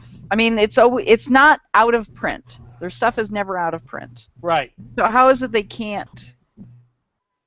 Well, I'm thinking what they're talking about is that they don't know, like Dickens, from publication to now, how many damn books have there been sold? Well, we don't know because nobody was keeping up with it before a certain point. But they were. I mean, here's did the. this before All right, 1980. this is where I think that's kind of bogus when they use that, because he and Tolstoy were really the forerunners of dealing with copyright infringement. But they were for Shakespeare? I didn't say Shakespeare. No, Okay, no. wait a minute. You're implying that something on Wikipedia is bogus. I am startled. How can the internet be wrong? How can the internet be wrong? I'm crushed. All right. I'm not saying stop. I'm just saying I'm crushed. No, I know, yes. Well, for my company, Spaz House LLC, Intuitive Research, we do start out with sometimes Wikipedia, but we don't always use that. So, You use that as a starting point, and then you continue to ask questions. you do, and that's where people fail on saying that they could do research. I just tell people I do research for lazy people who like watching playful goats, baby goats, and kitten photos and stuff. And that's what. So anyway, I don't know why they can't say they don't have the figures. There's a way of finding it. They're just waiting for Spaz House LLC to tell them what it is. If only they could get with Spaz House LLC. Yes. Then they would know. They can. The email is spazhousellc@gmail.com. See, Wikipedia, get on that shit. So anyway, yes, if you have like three, I think the episodes are only, I think it's a 2-hour film, two parts and then there were none. You will be entertained. And it's a good one of hers, and it's one of hers that doesn't have Poirot or Miss Marple, the nosy old lady, where death follows her, So yeah, Find that. It's really good. I think there needs to be a crossover where Miss Marple and Angela Lansbury's character from Murder, She Wrote kind of vacation together Oh my in Connecticut. God. Yeah. Just watch the bodies pile up. Then they kill each other. No. That they go and they vacation in Midsummer County. Oh my God. Oh, And then everyone in the county dies. Yes. again, And then Luther shows up with his hands in his pocket and says, "Don't touch anything." every time I walk past Kim watching Midsummer Murders, and she's put the bingo card up. So you're. Oh my you're God, aware I of this. love that show. I love that show. I walk by and I go, I gotta wonder if somebody's ever come up with the idea of putting up a website while the show aired in real time, like dealing with Midsummer property values. Oh my gosh, yeah. Like as the show aired, because I at least the ones I see, a lot of them are over a house. Yeah. A lot of people kill people over their house. Yeah. On Midsummer Murders. Or because church apparently fate. that's apparently Church what upper class. Apparently, according to television, that's what upper class white British people do. Yeah. So murder people over their houses. That, and do not go to a church fete, people. Do not go. Do not go to those things. It's a hazard to your health. You might get an arrow through you. Just don't let Joyce drive you anywhere. Yeah. Nice. So I have this shindig. So we have the home tour coming up in my little village of Riverside, Avondale, in the greater city of Jacksonville. And it's the home tour. And basically you go and you see what people have done in remodeling of their stately 100-year-old homes. Spaz House will be on it soon. I don't know when, but so there's a shindig to go to, and the party theme is English Garden Party. So Please tell me you're doing a Midsummer theme. oh hell no. That would be Hell great. no! I have one of my jackets with a little emblem. I'm going as a villager from The Prisoner. Ah, Nice. nice. I don't have the jacket like Scott does, but I've got a boater, I've got a stripy shirt, and oh god, yeah, And I'm you can going. get a pink exercise ball. Yeah, Just- I'm going. Just put it off the side somewhere. I'm getting a button with the little penny farthing and everything. Yeah, I'm going as one of that. Yeah. I think Be what you need seeing you. is to show up with the giant sphere and then like hand that to the valet Oh my. just to see what they do with it. No, No, actually, it's not no, a pink. when you It's hand a it- white balloons. But yeah, I could Wait. do that. When you hand it to the valet, let him know he is the new number 2. Oh my god. Yeah, I'm gonna do that. I'll go to Publix. I'll find a white balloon. Yeah. Give him it's a the really, white give one. him a really good tip, and then say it. Yeah. Well, every once in a while, in our little, because you run into the same people, I do say, "Be seeing you," and do the little eye thing, and they're like, "Okay, really?" But I mean, yeah. Just So. be thankful you got into that show and not Space 1999. I'm just saying. Ah, yeah. There's no There's garden no, parties. there's no garden parties or catchphrases on that show. So. Yeah, there wasn't, was there? No, there wasn't. Huh. But I'm amazed on how many episodes there were for Space 1999. There was only 10? It went 2 years. Yeah, which 2 is- years. There you It go. went 2 years. I think there were 13 in the second one. Yeah. I think there's 26. Oh, yeah. 26 episodes. Well, it was funny. They had to get, what it was, Maria Schell to be the alien to make it Yeah, that was the exotic. second 'Cause season. Yeah. if not, it's just a cabin in space and we're going to kill each other. I'm surprised they never did that. The one where they kill each other? Yeah. And it's empty. It's like the Marie Celeste in space. Or that one episode of Star Trek? Yes. Yeah. Really, all of the Space 1999 episodes start out with, oh, you mean like that thing that happened on Star Trek? Yes. Yes. Well, I think what you do is you have. I would want to see the crew of Salvage 1 come across the ship from Space 1999. Ah, yes. Mary Celeste, like everyone's dead on it. So did you guys ever see the movie? I just saw it. We had movie night. Again, this is my little village. This is what we do. I haven't, get this. So I have a neighbor. Well, he's not even a neighbor. He's like a couple blocks over. He lives in this one, him and his wife live in this converted, used to be a biker bar. Nice. And it's their house. So that's their weekday house. And then their weekend house is closer to where I live, but it's in the same vicinity. It's just like, okay. You know, it's their, we come over here because we like the neighbors over here. So it was the first weekend-ish, and so we do a movie night over on Herschel Street, and it was The Big Short. Did anyone see that? No, not yet.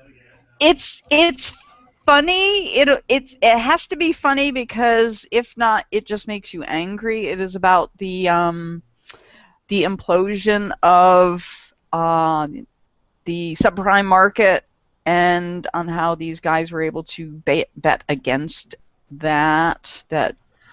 You know, the whole near collapse of our economy was based on, you know, doling out and repackaging subprime mortgages into sort of a money market type of thing, or a mutual fund. And anyway, it was sort of weird. These guys are touring houses. Remember back in 2008 when they were showing houses that were just totally empty, and one guy actually says, "Ooh, it's like the Marie Celeste." I'm like, okay, tell me you really knew what that was. It's like, I don't believe it. I want to see somebody go, "Oh, I love her stuff." Yes. She makes great pies. I know, but the thing is hearkening back to Doctor Who, you know, Tuffley and I know the answer. What had happened with the Marie Celeste? Right, Tuffley? You remember that episode? The Brigadier walked into himself? No, I don't. Wrong. No, some aliens were killing each other on the Marie. Oh yeah, no, yeah. Yeah. So, but it was just so funny. Here were these like nerdy guys, and they mentioned the Marie Celeste. But anyway, that is a good movie. It's very funny. And it has to be funny because it will make you angry. And there's some really cool cameos by Anthony Bourdain, who explains through 3-Day-Old Fish how products like mutual funds are repackaged and stuff. So that's really entertaining. So yeah, that is a good recommendation. You know? Nice. Because that came out in what, Christmas time or something? That was in the Oscar bait season. Yeah, okay, yes. So I didn't see it, but saw it over the weekend. And I'm just catching up on a lot of Poirot because I kind of just sort of glossed over him during the 90s, you know. So no, I have not been watching Gotham. Oh my God, but I have been watching, Tuffley, have you seen Documentary Go on Netflix? No, but I've heard about it. At least watch the first episode. The first episode is a pastiche, a take on Grey Gardens. I did see the one where they did the. I think this is probably. I think I saw this one about the rock band. Oh, I didn't see that one yet. Yeah, I think that one's the last one. But the one I went with the Grey Garden one, and that is funny as hell. Because that's like Fred Armisen and Bill Hader. It is. Bill Hader? Yeah. Okay. Yeah. Okay. So that one is really, really good. Because I've been meaning to watch that show because I know it's kind of a companion thing to Portlandia. So yeah. I did see the rock band one, which I thought was great. They're well, all right. Widge, you would like this because they show it. It opens up with sort of the 70s, like it's called Documentary Go, and Helen Mirren comes out, and she, for 50 years, Documentary Go has been your go, you know, talking about documentaries, and so she's the host, just like Masterpiece Theater and stuff. Right. And we'll highlight, and they're only a half an hour. So they're highly entertaining. So I will go with, you know, documentary go as a really cool show. Now I tried watching Will Arnett's show. He's got the one Netflix thing? out. Yeah. Yeah, I don't know. He's an alcoholic. He can't drive. He's on a bike, and it's just I don't like that type of humor. Really. I'll tell you, the Louis C.K. Buscemi thing is great. I thought it was great. Bike humor? You don't like the bike humor? Is that No, what it is? no, no, it's that I have, so many coping issues type humor. He's an alcoholic trying to make light of stuff. It didn't. I watched like 15 minutes of it and said, I don't have to watch you.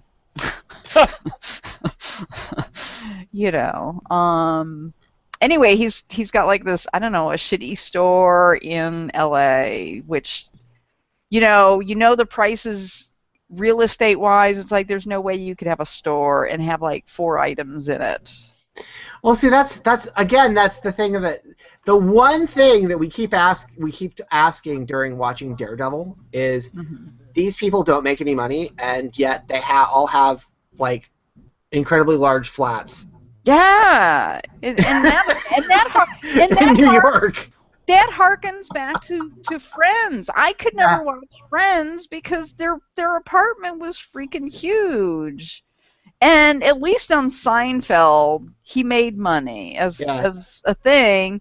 Kramer, you never knew how he made money. You didn't really care. But, you had characters like Joey and Phoebe, and they would say they had no money, and yet there's never an episode where it's like, hey, you didn't pay 4 months' rent. We got you out, Joey. Even though you're funny. I never bought that. But that's the only thing. Daredevil is great, for the exception of you normally have to pause every other episode and ask, wait, they have very large apartments, and they've already said the firm doesn't make money as a continual plot point. So it's sort of like... There's got to be the episode. There's got to be the episode where Daredevil has to talk to his CPA, and that could be Stan Lee. Well, son, don't you know you're taking more out than you're bringing in? Excelsior. That'd be great. Thanks. You can't top DJ at a topless bar. I'm just saying, as far as cameos go.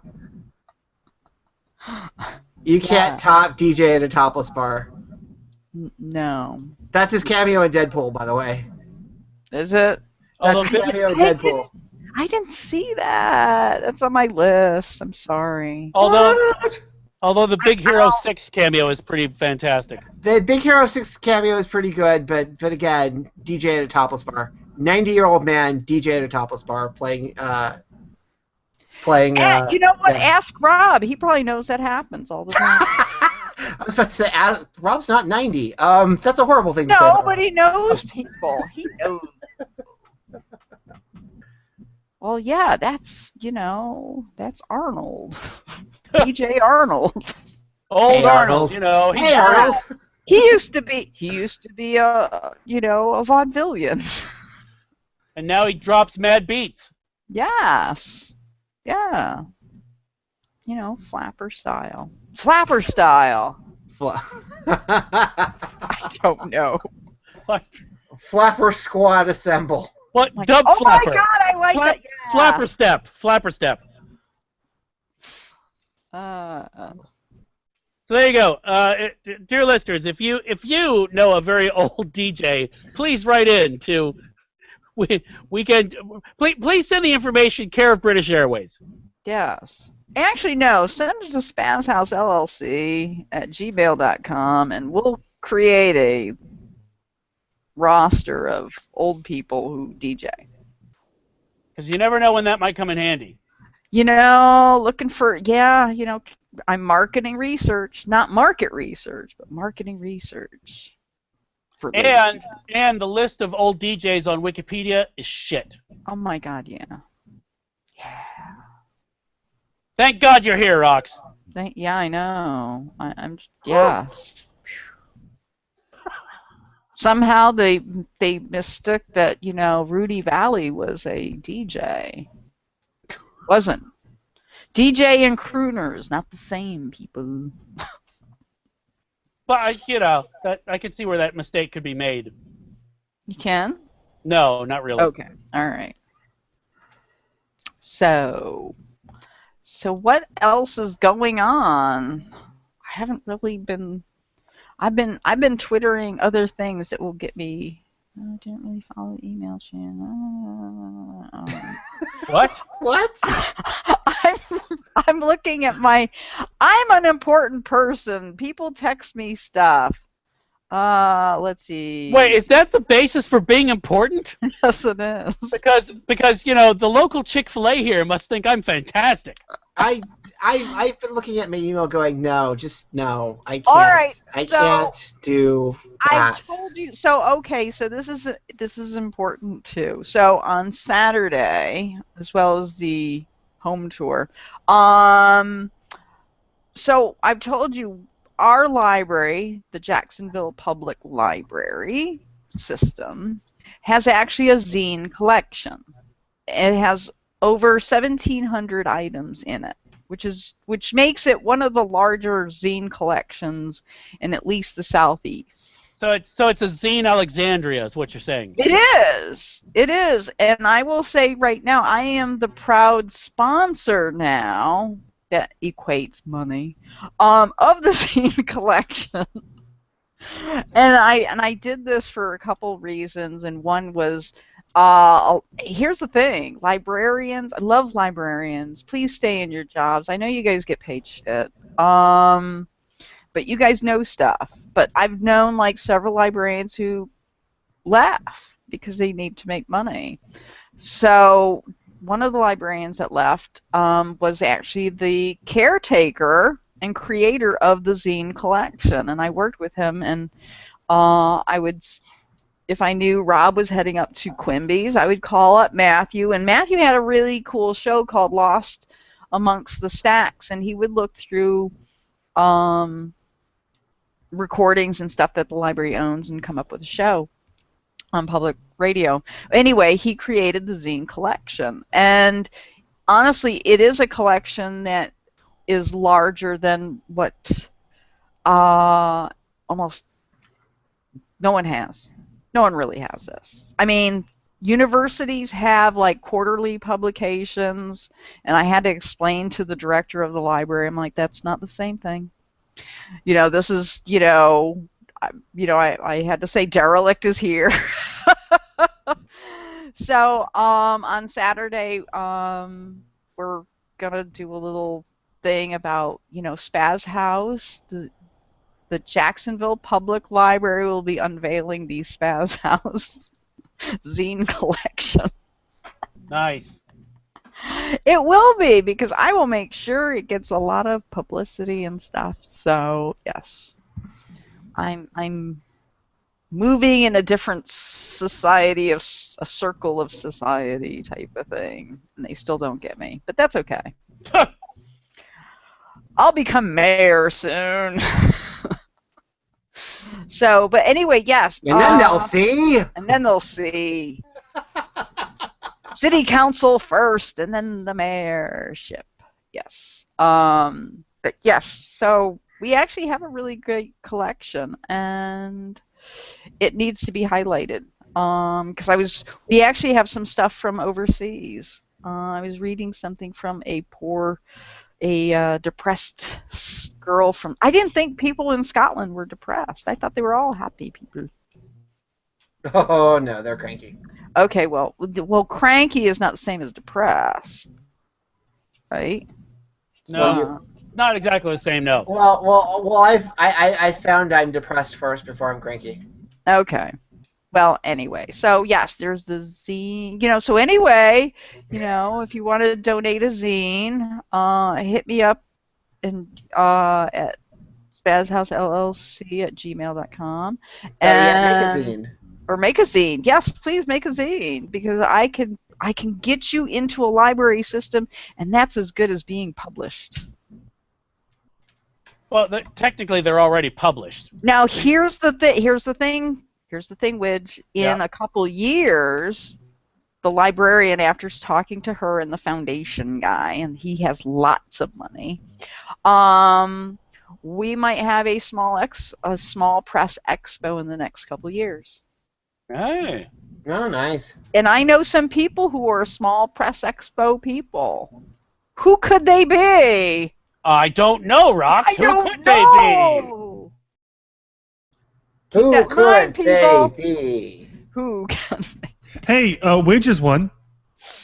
Oh, that's right. Thanks, John. Wait, Oh. spoilers. Yes. So, yes, we're all excited that we are going to have one. We're going to have a small press expo now that I got a giant library with a lot of money behind it. A couple years. Rocks, count the shadows.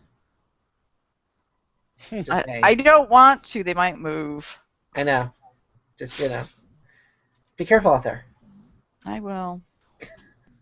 I stay away from doorways, too. It's probably wise. It is, because I'm still fighting that restaurant that wants to go across the street from me. That hasn't been taken out yet? No. If I can just steal a tank. If anybody out there would like to donate a tank to Spaz House LLC, the Center for Intuitive Research, please contact me at spazhousellc@gmail.com and we will talk. For research purposes. For research purposes only. It has nothing to do with that scene from 1942 she wants to do with somebody's... No, never mind. No. Nice. No. Still trying to figure out where to get that sub up through the St. Johns River. Anyway, I won't talk any more on this because I really don't want us to be subpoenaed. No. Not again. Not again.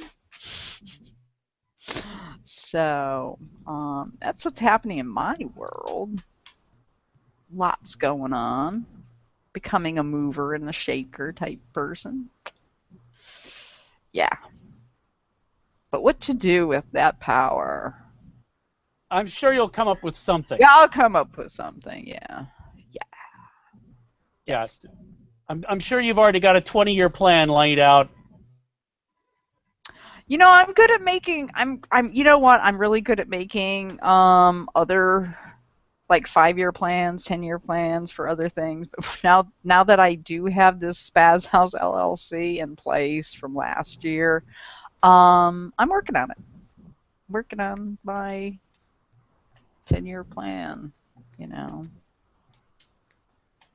It's just me. Well, just you and your killer satellites.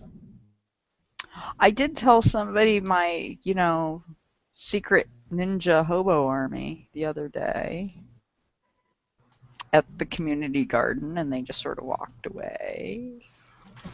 That's a good sign, sir. By the way, Sandy Frank's secret hobo ninja squad was the awesomest version of Battle of Planets. It was.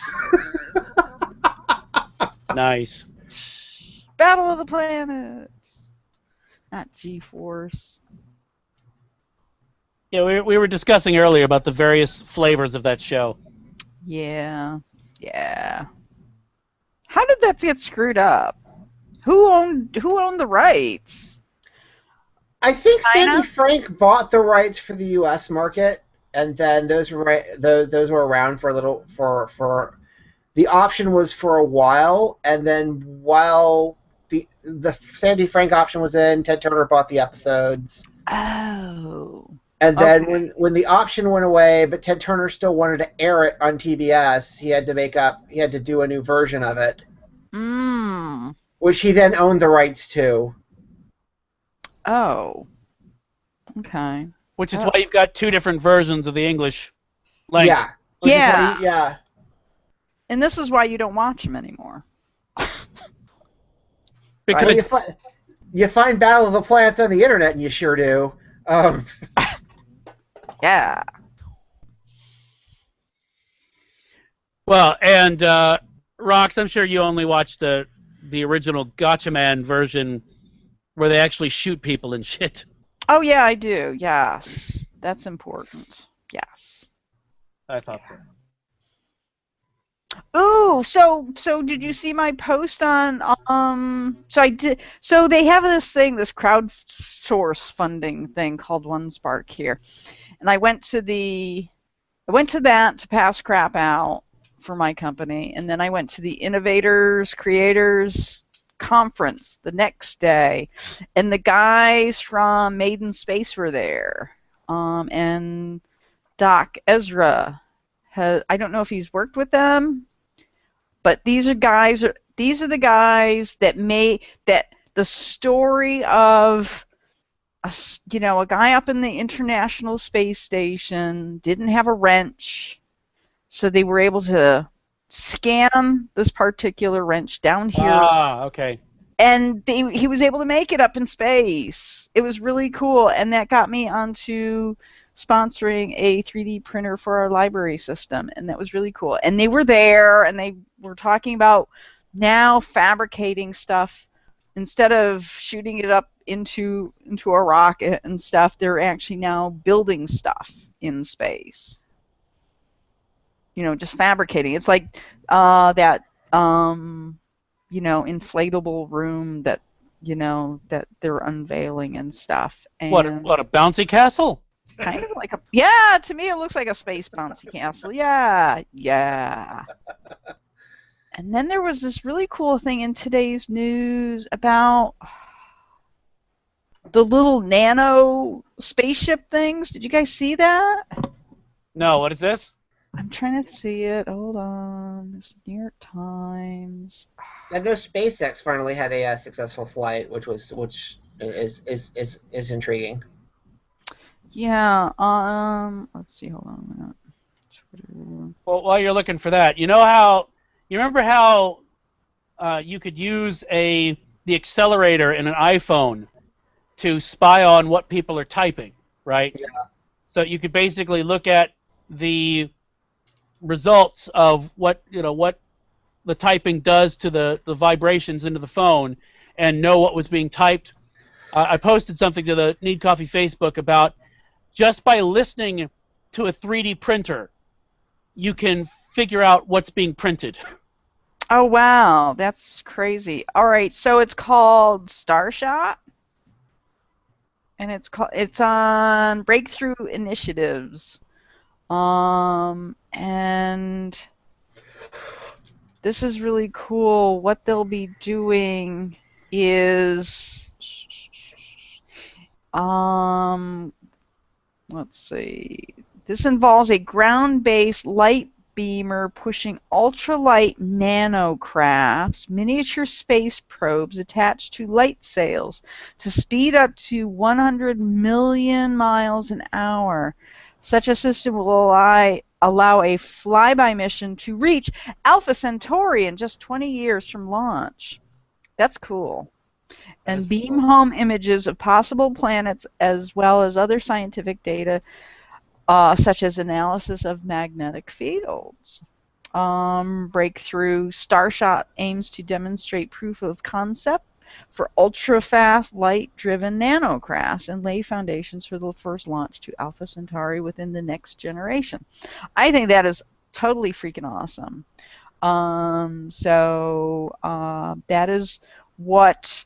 so right now, that is some of the things I'm doing for Spaz House LLC, is finding stories and stuff for, people of interest for research.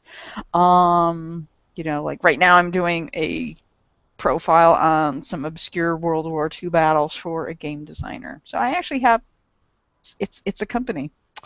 Woo!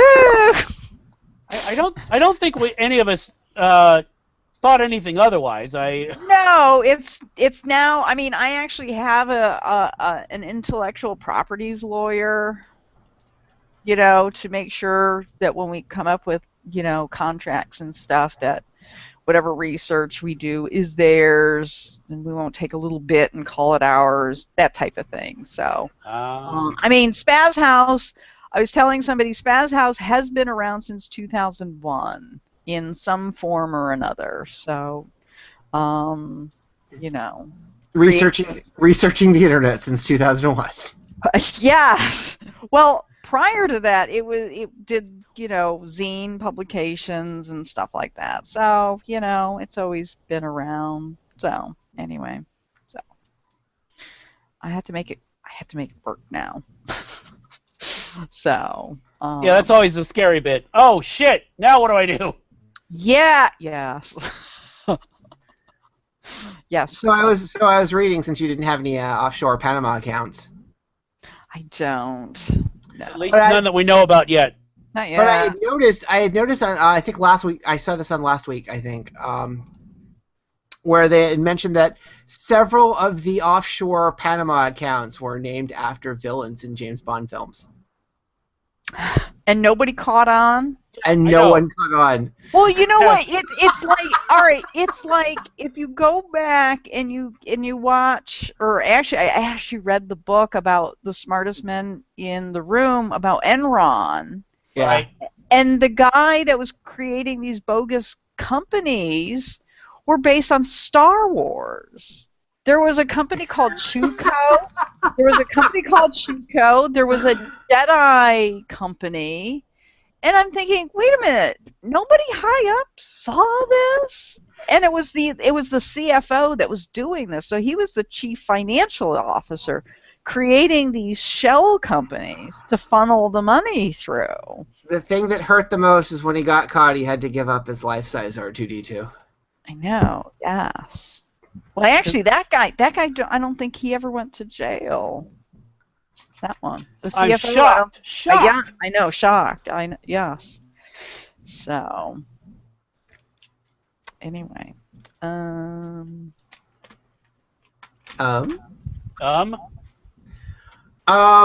far on Daredevil? Have you finished watching Daredevil season 2? Because I did catch up a little bit. I have not. Okay, I haven't. I think we've gotten to like episode 6. I think is what we saw through last. But we did finish season 1, so that was an accomplishment. Oh, so that's right. Because you had not seen. Yeah, we hadn't seen the rest of season 1 yet, so we finished season 1. And then, what did you think? What did you think of season 1? I thought it was good. I thought it was good. I think it was a little draggy in parts. There's a couple of episodes you could almost say might be filler, which is the improvement I like about season 2. And I think I said this before, that I predicted the bit that I'd like about season 2, what I've seen so far, is that things tend to work a little more in mini arcs. Okay. And that there's so basically the Punisher is the first 4 episodes. Okay. That deal exclusively with the Punisher, and then the next set is Elektra, but then you're still dealing with some Punisher stuff. Okay. And so I like that idea that there's still a main plot, but then there's still smaller plots that are going on, as opposed to the season 1 where it's all Kingpin. Right. Because I think that was a bit draggy in parts. It was the fights were really good, but some of the character stuff was a little draggy. Mm. So yeah, I like the tone of the series, and I like it looks fantastic. It's shot really well. It's framed really well. It looks great. And if you're doing horrible things in New York City, you can at least make it look good. So I noticed that. And what I've seen so far, we're just getting into. I think I'm 2 episodes into the Elektra arc, so I haven't, and I think that's where we are right now with season 2. But it's really good so far. That's cool. I still have to go back and watch Jessica Jones. Oh, you haven't watched Jessica Jones yet? We got a couple of episodes into Jessica Jones, but I haven't finished it yet. Wow. I've had stuff. So. No. I'm just. Yeah. I'm actually pleased, because I really honestly think that watching it in the order it came out, Daredevil season 1, then Jessica Jones season 1. Really, Jessica Jones, in my opinion, when you get done with it, it will improve how you think about Daredevil season 1.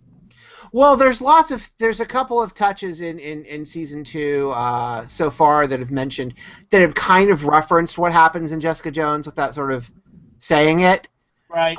which is nice because I know Reyes, the DA, is a major part of the Daredevil season, and the Rosario Dawson character is back and makes a reference to Luke Cage. So that's good that's in there continuity wise. Hmm. And I also like the fact, and again, I think we might have touched on this a couple of weeks ago, but I went back and watched it again because I was trying to figure out the reference. But yes, there is a reference to Daredevil to what's going on in Hell's Kitchen on a news crawl in an Agents of S.H.I.E.L.D. episode. Yeah, I think I caught that actually. Yeah, the one a couple of weeks back. So I thought that was interesting that they're finally kind of mentioning it on the other side. Yeah, no, that is good. Although I do seem to recall that one of Sky's hacker friends was actually Shortwave. So Shortwave. not Shortwave, but the hacker guy who works with the Punisher in the comics. Oh yes, no, I remember that. Yeah. Oh shit. Microchip? Microchip. Yes. Yeah, I caught that when they mentioned it, and I was like, nice. So I know that's already been mentioned on Agents of S.H.I.E.L.D., so... Nice. All right. Shall we mosey towards recommendations then? We can. Let me put on my recommendation moseying pants. Okay, right. good. They're good. They're on. Wait. You just need to put on pants of any kind, actually. Well, yeah. Okay. Okay. All right. So who wants to go first? I can. Go, Dudley. I would like to recommend People's Instinctive Travels and the Paths of Rhythm and Midnight Marauders and the Low-End Theory from A Tribe Called Quest, because Fife will be missed. So I will throw that out there. So do yourself a favor, get a Tribe Called Quest record. They're great. I actually, that's it. I don't really have anything else right now. Wicked and Divine did just come back after the end of Phonogram, so the first issue is out. It's really, really good, and it picks up. If you missed the entirety of the last arc, it plays with the things from the last arc, but it does pick up in a place where if you skip the last couple of issues, you can figure out what's going on pretty quickly. But it's really good, and this is the arc where apparently everything will explode. There's literally in continuing chase and explosions. It's great. What's not to like about that? Absolutely. But that's about it right now. That's all I got. I'm waiting for Uncharted to come out, so. Right. Okay, good. Thanks, Tuffley. Mm-hmm. Rox, what have you got? What I have is, I got a bar. Oh, she's going to kill you. You are so going to die. Who's gonna? So going to die. Rox Rox is going to kill you. What? John's doing an impression of you. That was awful. I know. Do you know who does a great impression of me? Is Peter White.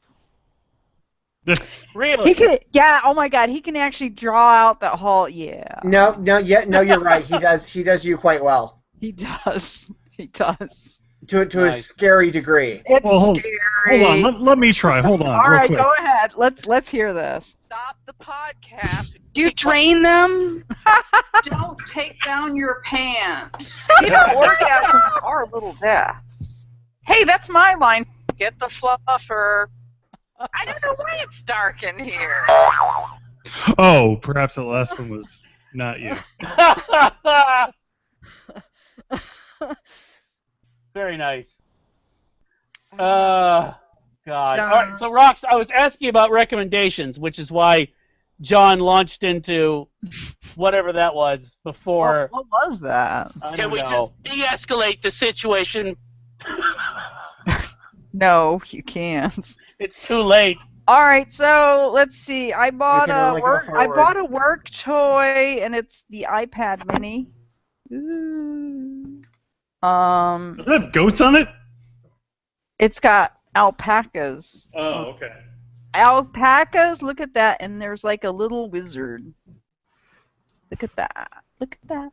Anyway, I got the this is for work.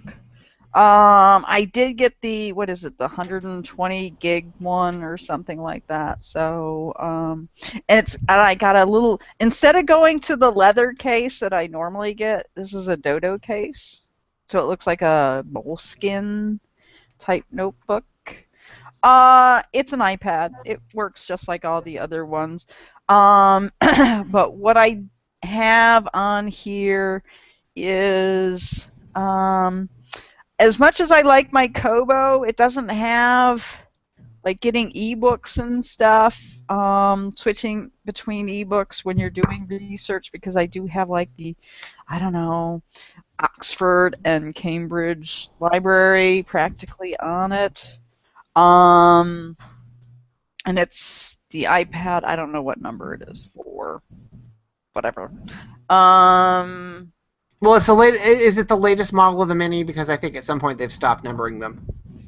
I think so. Yeah, I think it's still so. the 4th. Yeah. Yeah. So, yes. And then the Dodo case. The Dodo case. I like that. So that's one of the things. I've been reading Agatha Christie, so you can get those anywhere. Anywhere at fine bookstores. What else? Oh, okay. Swans of Fifth Ave. I don't know who wrote it, Melody or something like that. And it's takes place in 1965 and 1975, where at one point Truman Capote was friends with some very wealthy women, and he turned on them and wrote a scathing book about them and the fallout. And of course it was the 70s, so you know he was heavy alcoholic then, and he was just full of vitriol and whatnot, and personally was not somebody to be trusted with. So anyway, it's an interesting book of the time. The author gets some stuff right. Do you ever read stuff and you see a line that just doesn't ring right? It's like, when did we start using the term our DNA? Isn't that like an 80s thing? Even though DNA was found, Watson and Crick found DNA structure in 1953, it didn't really become a lexicon type thing until the 80s, right? Unless you're referring to actual DNA. Actual DNA. Well, anyway, he tried Actual DNA has been around for a while.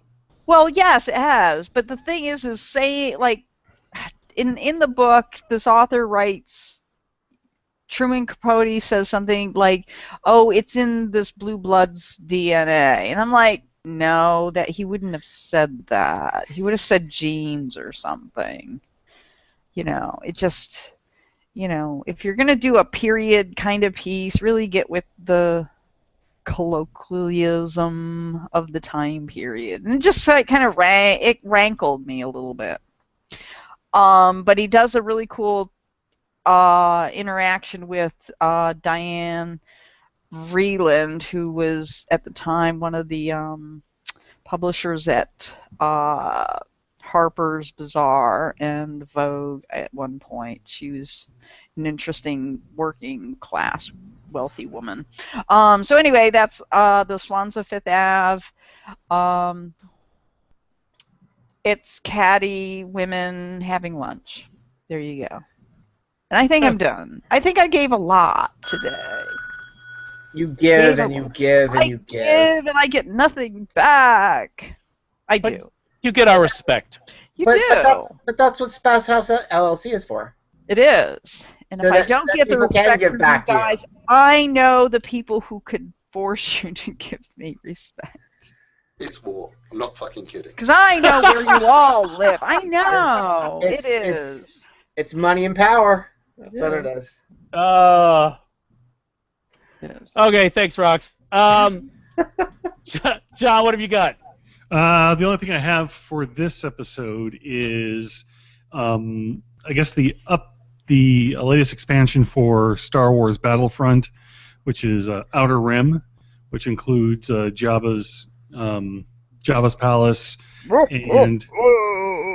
and two other maps, maybe three other maps. I think it's three other maps actually, and a plethora of new weapons that I would argue should have been there in the first place in the original game. But anyway, did they kind of tweak the combat system a bit too? It has been, yeah. It's a little more. It's a little more. There's a little more battlefieldy, which is what I like. I like the Battlefield series, which is because you've got it on what, 1? You've got it on the 1, right? Yeah, on the Xbox One, yeah. Yeah, because I've got it on PlayStation, and I noticed that there were some tweaks on the Xbox One. Yeah, they've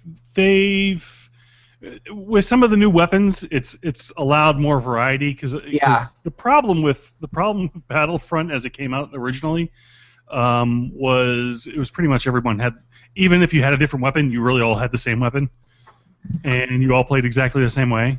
Everything had the exact same balance, so that you didn't seemed to be, yeah. You couldn't really have an advantage by choosing a stouter, what would you believe to be a stouter character, than just by playing an average stormtrooper. If you got to play another character, the stormtrooper would have just about the same power as. Right. The problem was that there was no strategy involved. So in other words, your weapon really didn't dictate how you played, like in Battlefield or in Call of Duty. If you're using a sniper weapon, you're a sniper. You stay far away from the combat, and you stay back, right? Yeah. If you're using a shotgun or you're a support guy, you get up in the battle, but you also have the ability not to die as quickly as everybody else.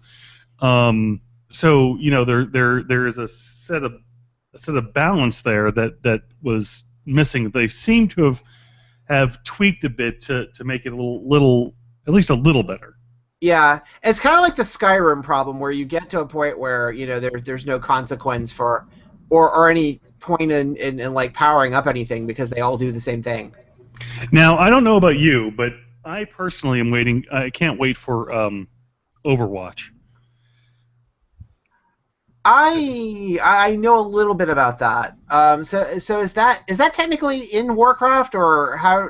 No. It's its own thing. I know it's Blizzard, but it's Blizzard. It is a first-person shooter, but it's like a first-person shooter kind of turned on its ear. Well, it's got to be better than Destiny.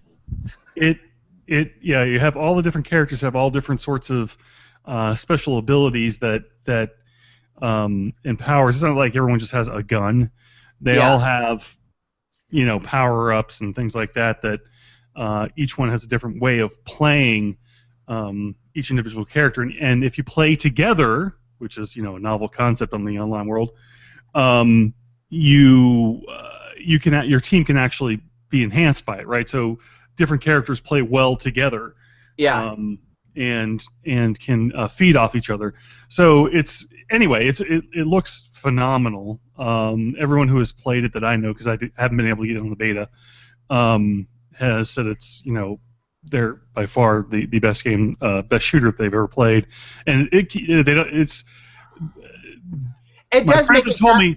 My friends have told me you really shouldn't be calling it a shooter because it actually goes it goes beyond that. So it plays like a first-person shooter. I've heard it sounds a lot like what Destiny should have been. Yes, probably. Okay. That's what I'm kind of hoping for. I would still like Destiny to be fixed, but still.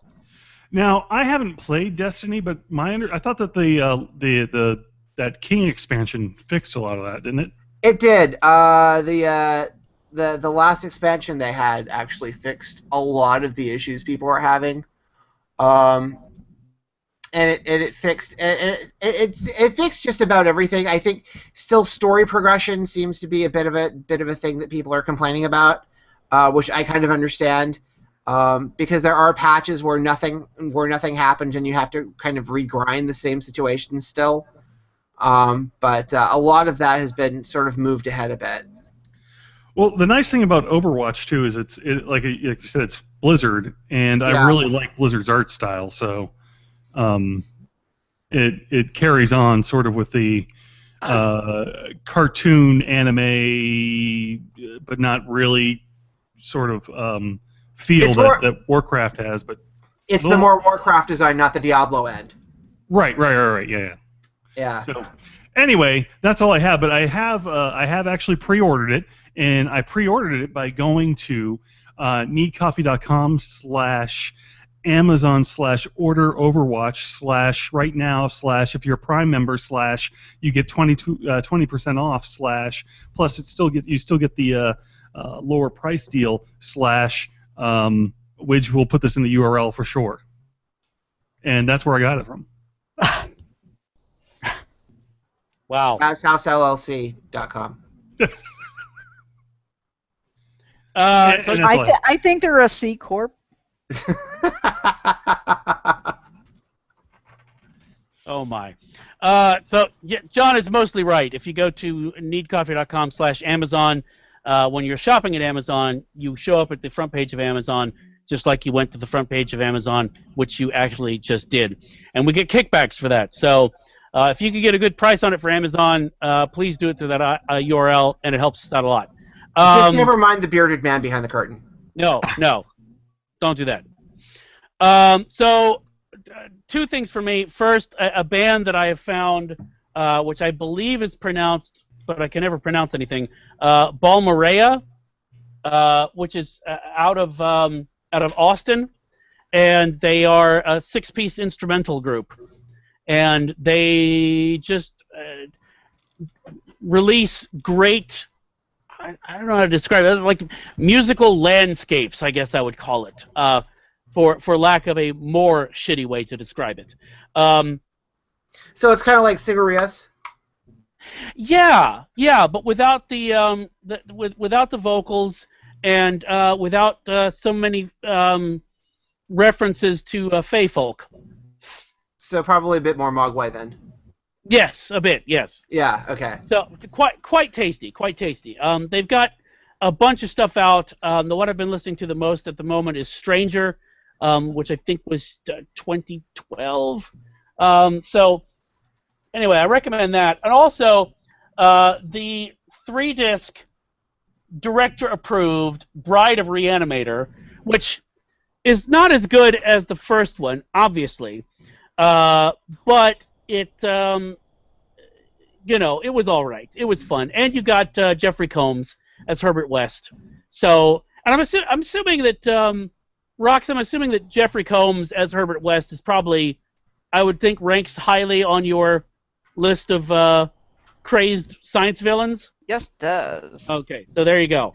But yeah, I think there's like an additional commentary from like the previous. I don't know if it was Image. I think it was Image that put it out previously, and some new featurettes and whatnot. So if you are a fan of the film or the Reanimator franchise, it would be worth checking out. So there you have it. Yes.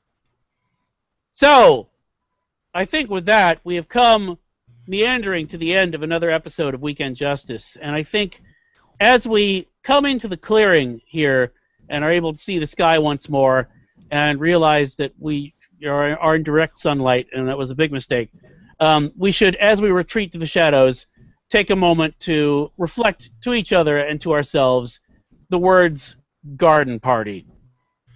Ooh, what a lovely garden party. Garden party. What are in these sandwiches? It tastes salty. It's long pig. I am not all. I knew long pig well. That was my wrestler name, by the way. Hey, has anybody seen Wilbur? Oh, God. He was around here somewhere. I don't know what's happened. Charlotte ate him. Oh, that would have been a dark ending. Yeah, wouldn't it? Just around picking the bone. Charlotte and her children ate him. Yeah, and then wrote in the web, "Tasty pig." That would have been amazing. I'll watch that. Eli Roth's Charlotte's Web. Wow. That'll do, pig. That'll do. He Wow. said, picking his teeth. Oh my God. Actually, no. I just want to see the. I just want to see that mashup now. Hey, if you throw an Animal Farm too, then I'm in. Why not? Yes. No. Yes. Indeed. Indeed. Yeah, I'll let you know how that garden party goes. Yes, please do. I hope you conduct some very good neighborhood espionage. Yes. Will. I look forward to the full report. All right. Can we Okay. leave? Yes, oh, absolutely. Thank you. You're welcome. All right, let's run away now. Running away, sir. Okay. Bye. Thanks, guys. Bye. Tuffley, is that a coffee maker?